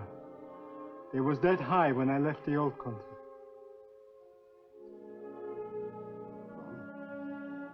That's all the more reason why I think you ought to try to get a steady job. Steady job. It'll take 100 years to save and send for them. Besides, this letter, it's from my wife's uncle, a poor man. He can't keep Peter and Anna. He wants to know why I don't send for them. I'm here where plenty of gold is. And so, Dutch, don't forget, salt can be as good as gold. Yeah. You keep a place in that safe for the money you're gonna hold for me. When I have enough, I'll send for Peter and Anna.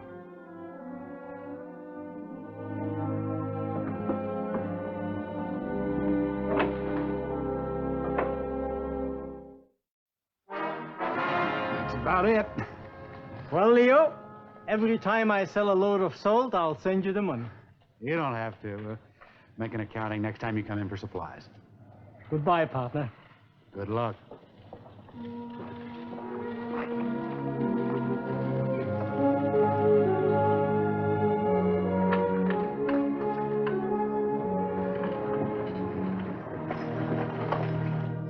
I'm sending someone to you to buy tickets on a boat to send Anna and Peter to America. I would send more, but I have a partner, a fine man, who does much for me. In the morning, I take another load of salt to sell to a very big company in Bakersfield. Thank you for everything.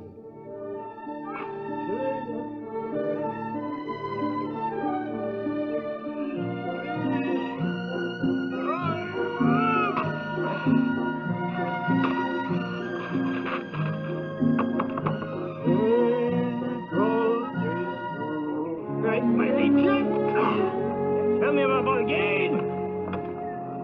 Ah, there we are.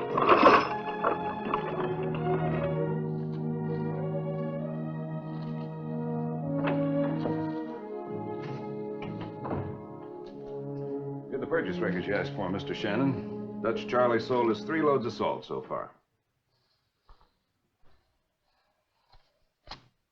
Something wrong? Something wrong? The only thing wrong is that he's bringing us better salt than we're getting from company-owned properties. Oh, I don't think Great West has to worry about old Charlie turning into a competitor. No, but just the same, he's making me look bad. I got a letter from our San Francisco office from Mr. Bellingham himself, wanting to know why we can't dig up as good a quality salt from our own properties.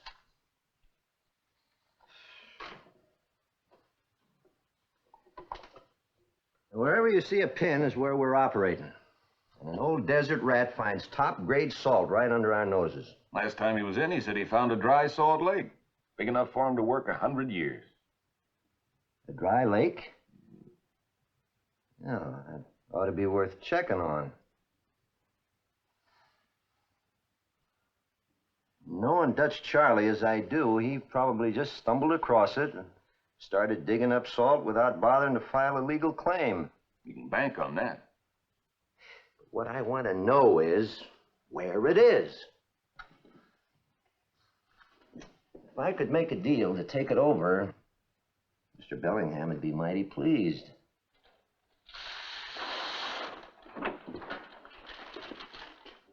Hello, partner. Hello, Dutch. I'll be right with you. I'll put it on the account, Bert. Looks like we're getting more prosperous every day. She's a relative. I'd have to support her anyway. So, with all the money coming in from the salt, it'll pay her wages.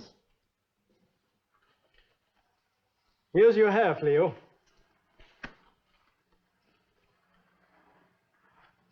Where's yours? On its way to Holland. I've sent for Peter and Anna. I divided it even. Dutch, you've been working that salt mine for better than 4 months. 4 months, 2 weeks, and 1 day. And twice this is all we have to show for it. That's right, 50-50. That's just not enough for 2 people. Every business is slow when it starts out. Well, you hang on to the money. We'll figure out the accounting later. You're pulling out? Well, I'm a merchant. What do I know about salt mining? You'd be better off if you had a steady job. Look, there's a lot of bicycles in San Francisco that need fixing. You're an expert. I ain't gonna quit for all the bicycles in the world. It'll be cheaper for me in the long run than to continue letting you have supplies.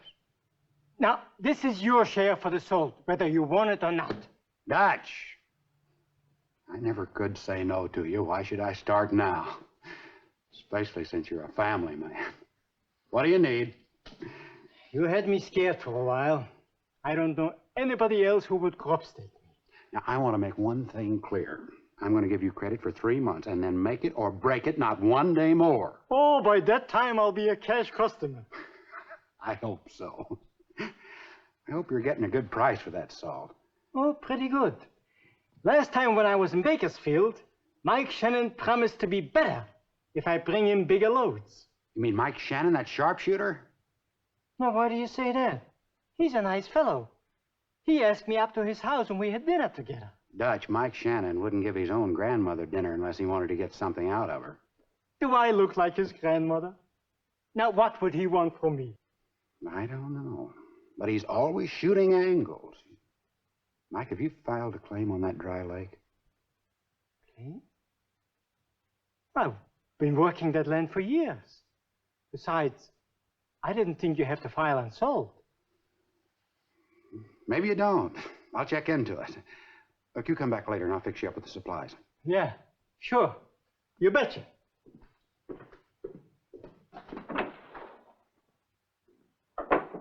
Sophie, bring me my hat and coat.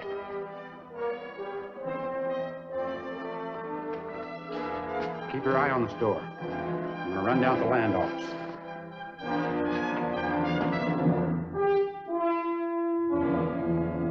Maybe we ought to go look around for Charlie, Sheriff. No use knocking ourselves out, Mr. Shannon. Especially in all this heat.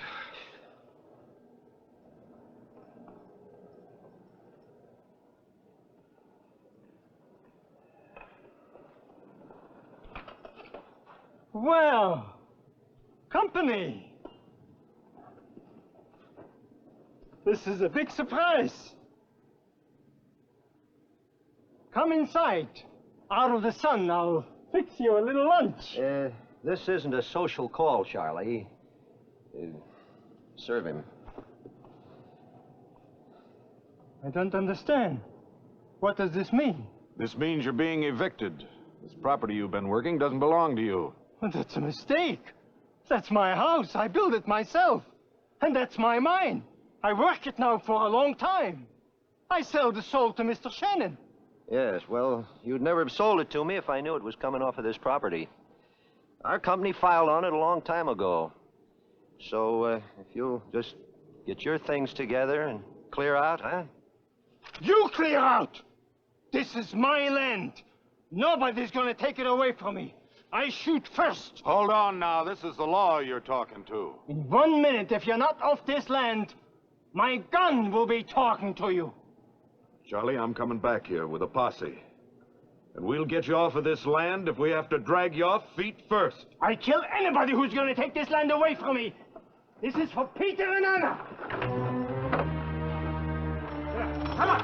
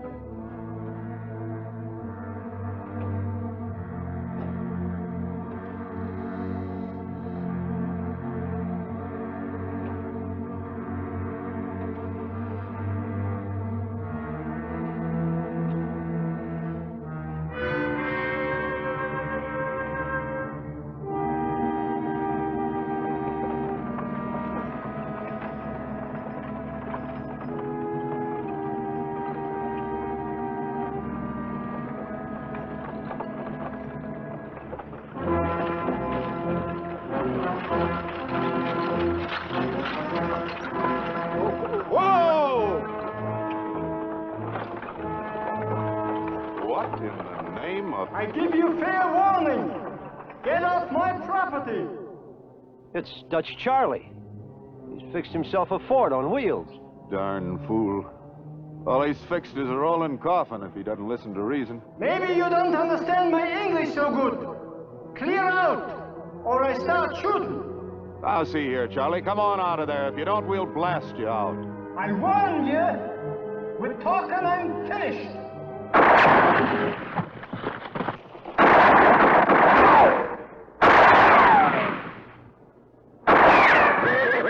Let's get out of here.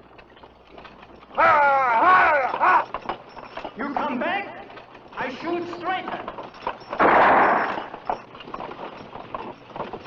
Whoa! Whoa! Whoa! What'd we run for? There's only one of him, plenty of us. That one of him in that fort could hold off a regiment. Besides, we didn't come here to kill him, just to evict him. A little taste of dynamite would evict him right out of that fort and off of this property. Mr. Shannon, you got a court order, and I'm carrying it out. But I ain't aiming to shed any blood. Mine or anybody else's. Hey, he's turning back.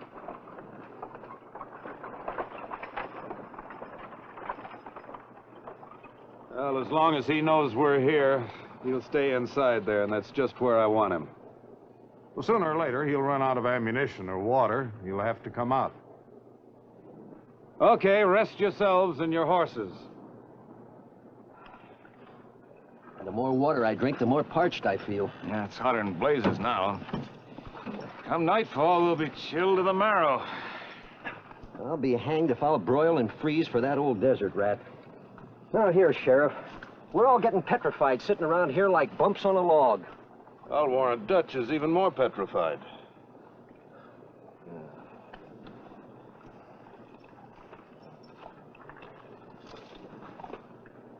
If I can get to that supply shack without being noticed, I'll put an end to all this nonsense, but fast. None of the posse are looking your way. What good getting to the shack do us? Well, an old prospector like Charlie's bound to have a couple of sticks of dynamite stashed away someplace.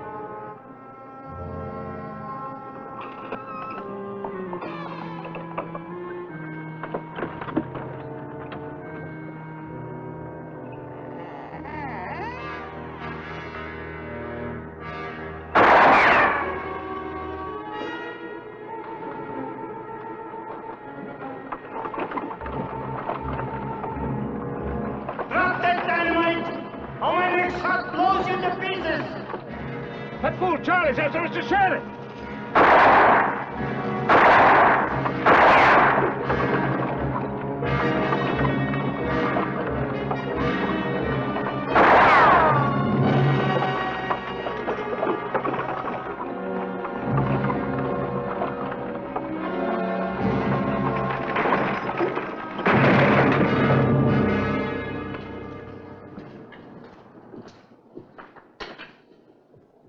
Yeah, that ought to hold you till we get you to jail. Jail. Mr. Shannon steals my life, and you take me to jail. Nobody stole anything from you, Charlie. This land legally belongs to Great West. They've got men exploring for salt all over the country all the time, buying and leasing everywhere. They never operated this land before. Didn't even have a marker. They'd have got around to operating it when they were ready. They just never figured on you beating them to it. Yeah.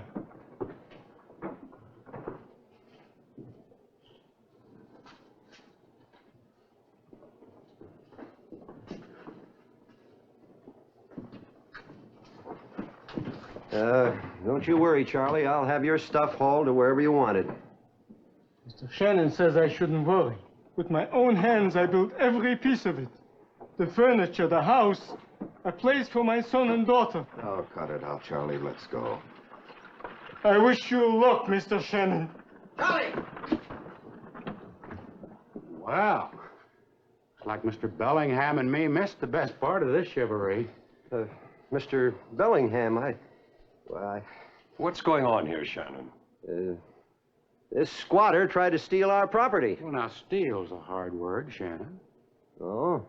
Well, what would you call digging up our salt and then selling it to us? Well, it's an honest mistake, but not as big a mistake as accepting a dinner invitation from you. Yeah. Leo told me you'd have made your own grandmother pay. I should have listened to you. Well, the harm was already done, Charlie.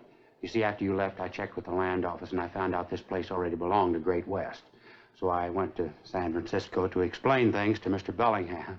Oh, I'm sorry I caused you trouble. I guess I am a big fool. I belong in jail.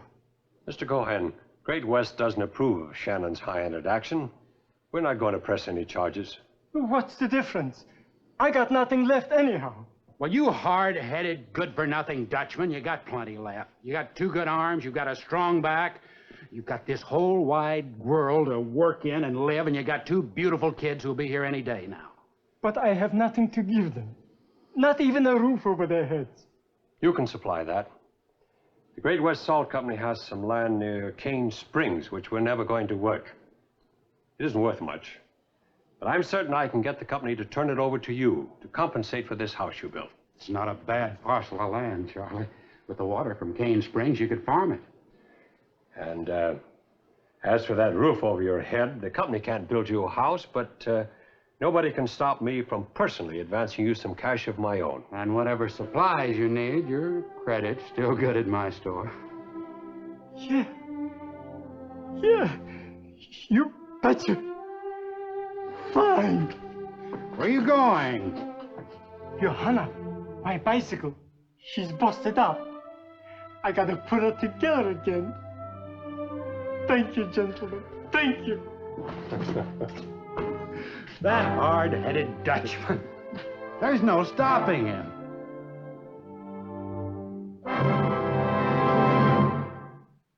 There was no stopping Dutch Charlie Cohen. He turned that land of his into a successful goat farm. Then a couple of years later, he made a gold strike right in the middle of his farm. He became one of the legends of Kern County. Years later, General Patton's crack Sherman tank corps trained in the desert. Perhaps their caterpillar tracks crossed the thin bicycle marks of their predecessor. Dutch Charlie Cohen's one-man tank.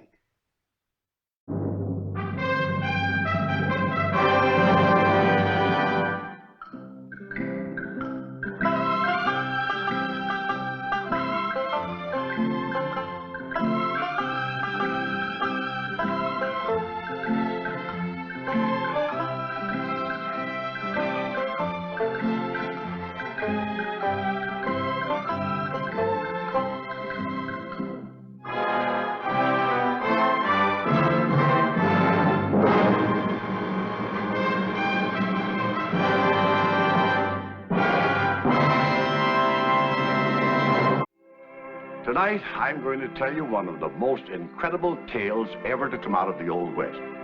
It concerns a red flannel shirt. A very ordinary object, you're probably thinking. But this shirt was involved in a murder as well as a secret bonanza. I call my story, The Red Flannel Shirt. It is the year 1873 in the wild mining camp of Virginia City, Nevada, the site of the most fabulous silver strike of all time, the one and only Comstock lode. But not everyone shared in the mountain of silver ore which honeycombed the earth underneath Virginia City. One mine, in fact, the Crown of Western had dug down more than a quarter of a mile without tapping a single vein of high-grade ore.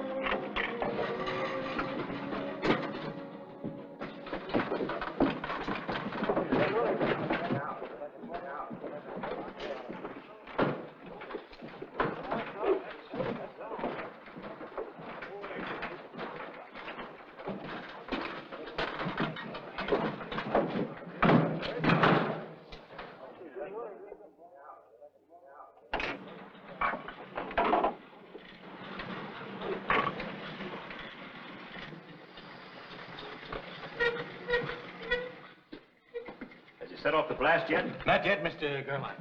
There's good indications of a vein, and this should give us the answer. Do you think Odell noticed anything when he drilled those powder holes? No, to him, this was just another blast.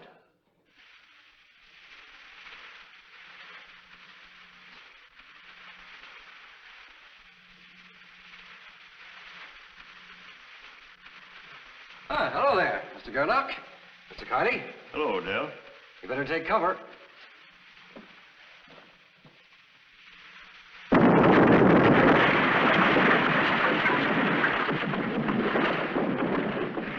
Cut the fuse a little close, didn't you, Odell?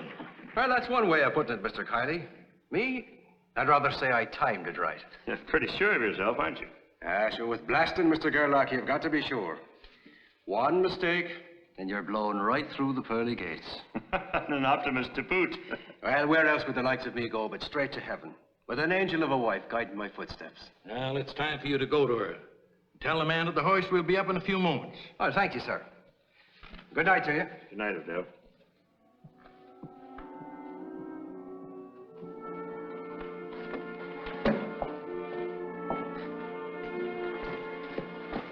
There's the vein, and look how wide it is.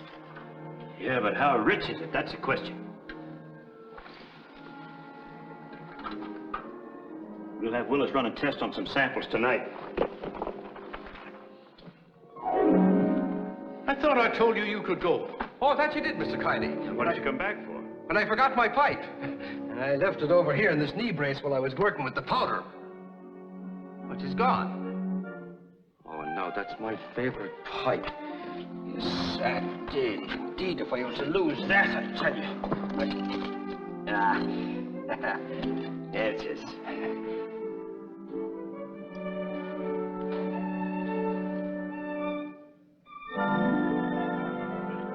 Glory be.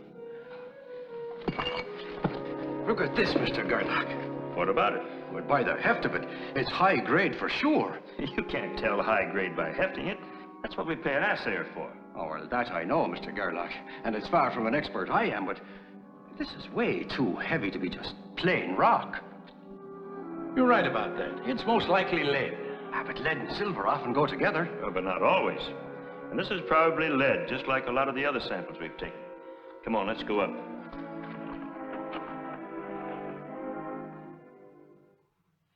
That's a riddle, Kathy. That's got my head spinning. Why should Mr. Gerlach, the mine owner, come down there with Kiley just when I'm setting off the blast? Oh, why did they act so upset when I came back after my pipe? Aye. And why should they act as though they wanted the ore to be worthless? When they should have been jumping for joy just from the heft of it. And why should they have kept the men out of that drift now for a whole week? Why ain't you over here wiping the dishes instead of sitting there worrying about something that's none of your business? Because the answer to this riddle, Kathy, me love, could move the Odells from a shack on Miners Row to a fine house on Easy Street.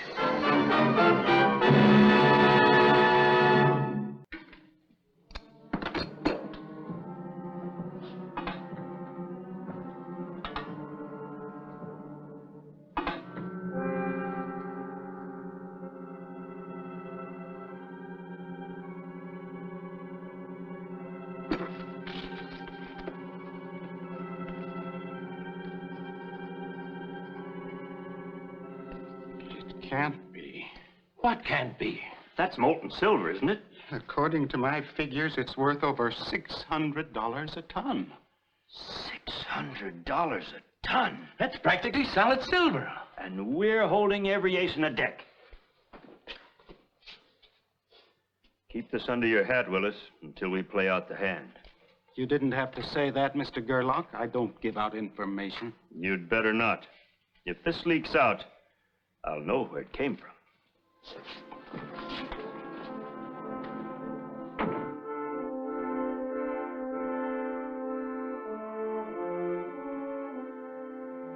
$600 a ton. Man, do you realize what this means? That's why I'm here. I'll keep the news undercover until you can buy up the stock on the quiet. Then we'll split 3 ways. You just made yourself a deal. And you just made yourself $1 million. Let's go over to the Silver Slipper, Kylie, and relax. Care to join us? Later, maybe. I want to get busy on this. Burn up those telegraph wires.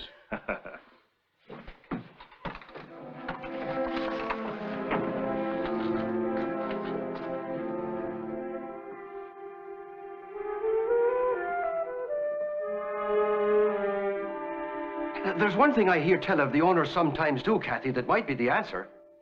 To keep the men from spreading the news, they shut 'em up in the mine by pretending there's been an accident. That's what I'd call a sneaky trick. Aye, but if such a thing should come to pass at Con Western, I want you to take out $300 and go out and buy all the stock it'll buy. Now you're thinking too fast to be thorough, Patrick. Mine accidents are happening all the time. How would I know whether it was real or pretend? And if it was real, God forbid, I'd need that $300 more than ever. Aye, it's a good point you make.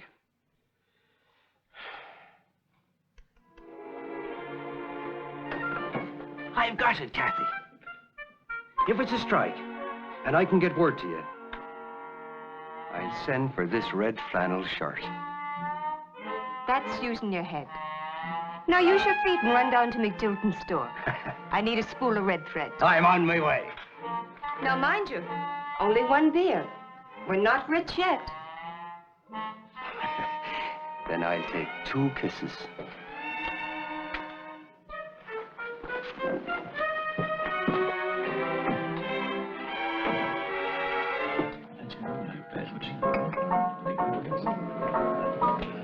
Sit down and have a drink. How much can we trust Willis, the assayer? Why do you ask? Just came into my office. Bought 400 shares of Con Western. Did he say anything? No, and I didn't tip off that I knew. I guess 400 shares is cheap for keeping the secret. If he doesn't, that 400 will be 40,000 before I can turn around.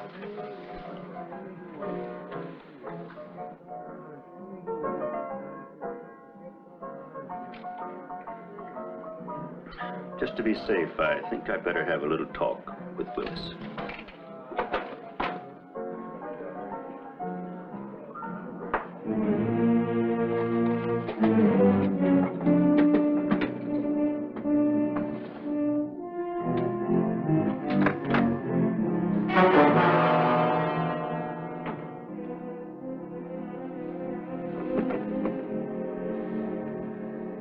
I understand you bought some Con Western. I had a little money to spare, and I didn't think you'd mind, Mr. Gerlach. Well, I do mind. You just the same as reached into my pocket and took out over $100,000. Where's the sales slip? Why, it's in... Why? Well, I want it. I got a right to buy stock. Sure, but not at my expense. Get that slip.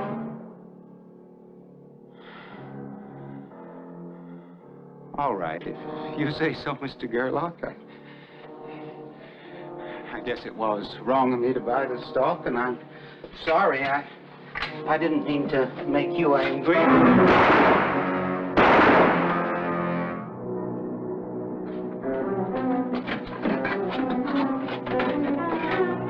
Mr. Willis! Mr. Willis! Mr. Willis!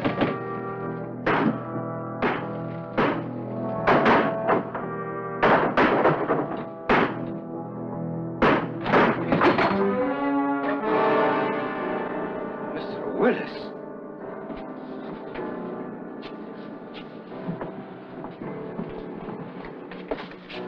Who shot him? I don't know. I'll run and get the doctor. No. I'm thinking it's the sheriff you better be getting.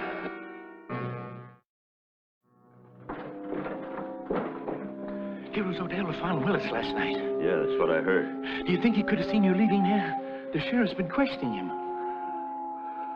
If he saw me leaving, I'd be having my share of questioning too right now. Yes, I guess you're right. Calm down, man. You're jumpy. I can't help it. I've never been mixed up in anything like this before. And it scares me every time I think about it. Don't think about it. Just think of all the money you're going to make instead. Are all the miners underground? Odell was the last one on. Then let's get ready to tell him.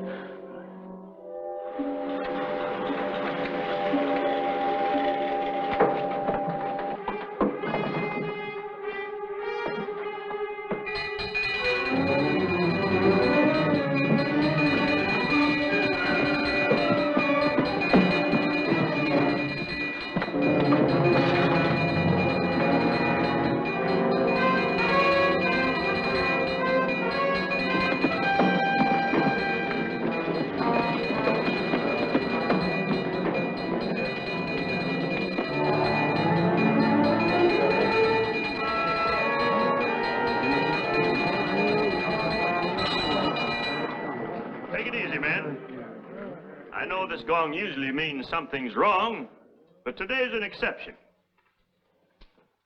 Con Western has just tapped the biggest bonanza in history.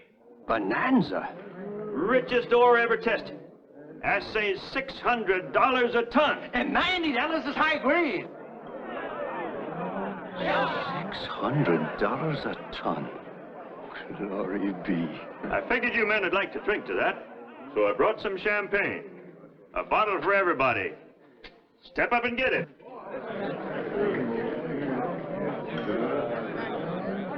Here you go, here you go.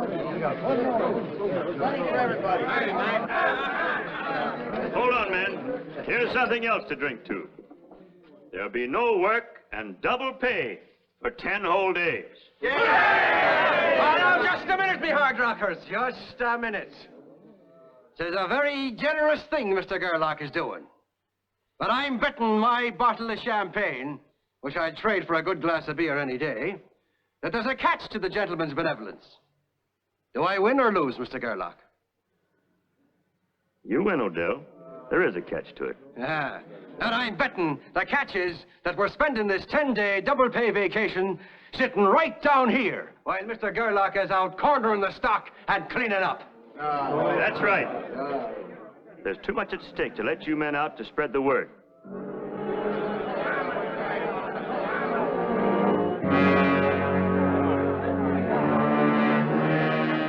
You'll have every comfort.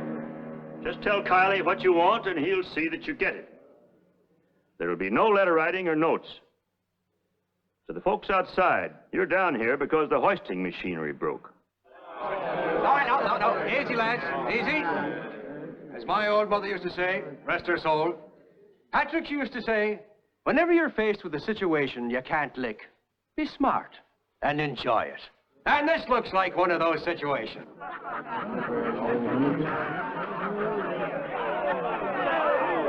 Put down what they want, Kiley.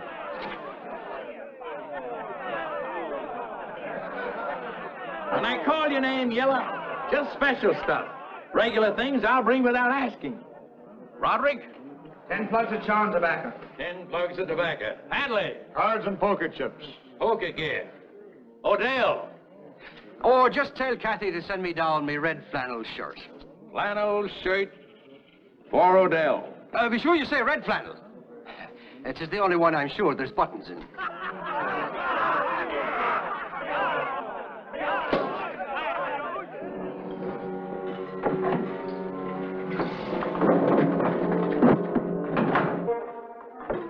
Busy on that stuff for the men. I want to talk to the hoist operator. Evans, how'd you like to make an easy $1,000? Don't even have to be easy, Mr. Gerlach. Take this sledge and bust that hoisting cable gear over there. Then keep your mouth shut. We won't be able to use that hoist until you get a new gear from San Francisco. That's the idea.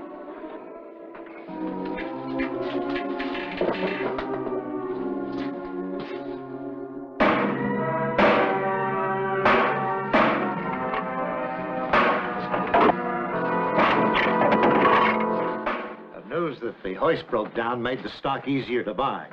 San Francisco reports that they've been able... Oh, somebody wants me in the outer office. I'll be right back. How many shares has he picked up so far? 6,000.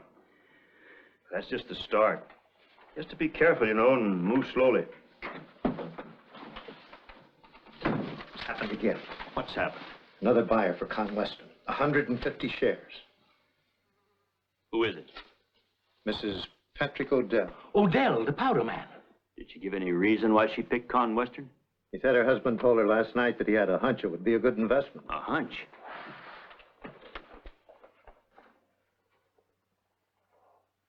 Well, go ahead and sell it to her.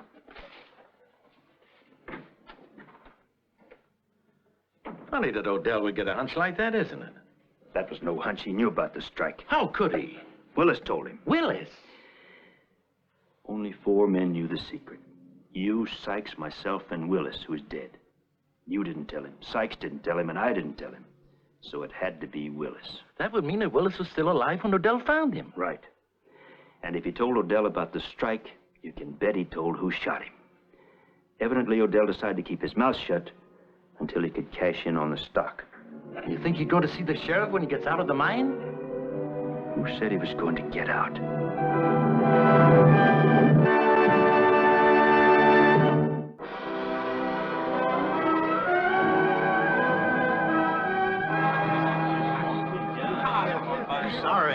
Sorry, gentlemen. Sorry, there's no more Con Western stock available. Market's closed for the day.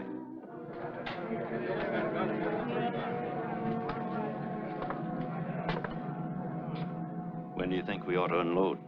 Oh, in a day or two. It's up to 300 already. $2 a share to 300. Not a bad profit.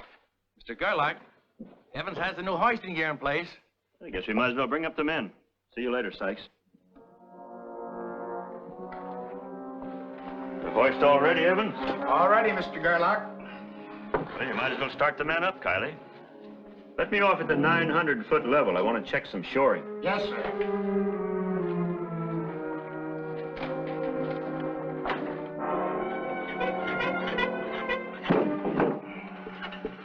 Let's go over it again so there won't be any slip-up. When you start sending the men up, do it alphabetically so Odell won't have any argument about being with the first load. When the men have started up, give Odell this coil of fuse to put in the powder room. By the time he gets there, I'll have slid down the air shaft and be waiting for him. What if someone hears a shot? How can they? They'll all be above ground. When you go up, send the hoist man home. Then we can bring up the body without anyone seeing us and bury it in the tailings where it'll never be found. I hope this goes as smooth as it sounds. It will if you do your part.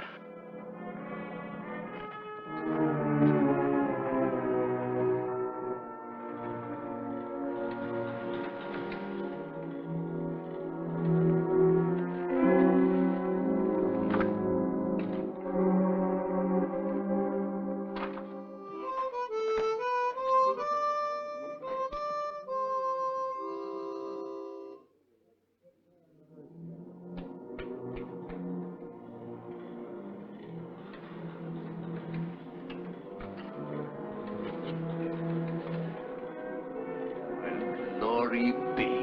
The hoist is coming down! Grab your stuff, you loafers, we're going up!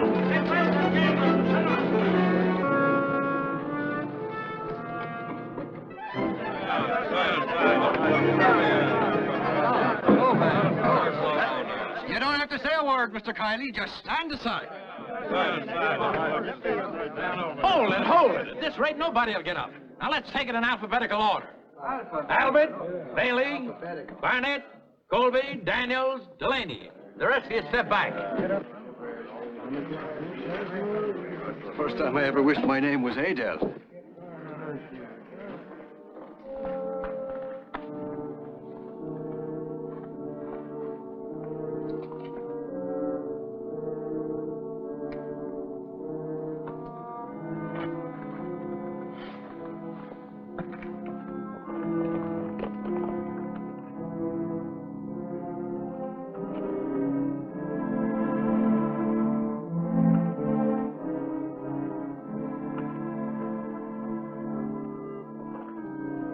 Dell, while you're waiting, will you put this fuse away for me? We'll be using it tomorrow. Oh, sure thing, Mr. Kiley. Oh, and, by the way, Mr. Kiley, there's something I might be asking of you, sir. Go ahead. What would be the price of Conwestern stock at the present moment? $300 a share. 300? Multiplied by 150, that would come to 5 carry the 1. Glory be. Mr. Kiley, I'm very happy to tell you you're talking to a man worth $45,000. All thanks to my red flannel shirt. Thanks to you what? My red flannel shirt. Asking for it when you had us locked up down here was my clever way of telling me darling Kathy to go out and buy 150 shares of stock. You mean that you didn't find out from, that is, you didn't know anything about the strike until Mr. Gerlach told you? It was the first time I knew for certain. Of course, I had a hunch the kettle might be coming to a boil. For reasons I won't bother you with at the present moment. Odell, just a minute. Oh, now, Mr. Kiley, you're not angry with me for outsmarting you, are you? No, not angry. I was just thinking. Under the circumstances, you're anxious to go home. So I'll take the fuse and put it away for you. Well, now, that's an offer I'd accept without argument. Wait for me, you hard rocker! Wait for me!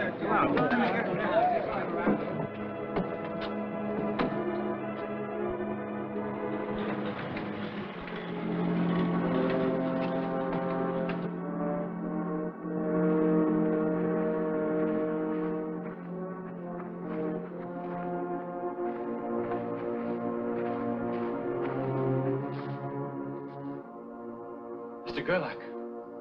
Mr. Gerlach.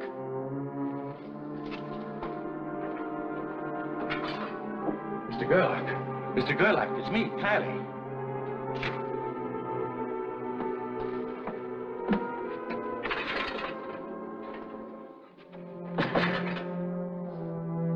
Mr. Gerlach. Mr. Gerlach. Mr. Gerlach!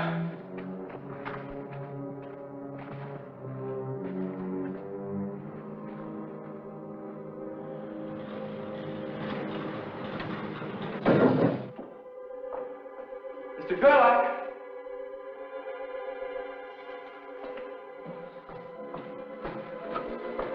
Mr. Gerlach! Mr. Gerlach!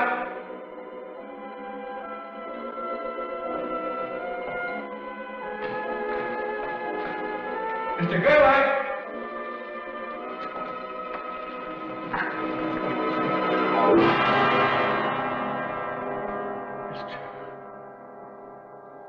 Mr. Gerlach.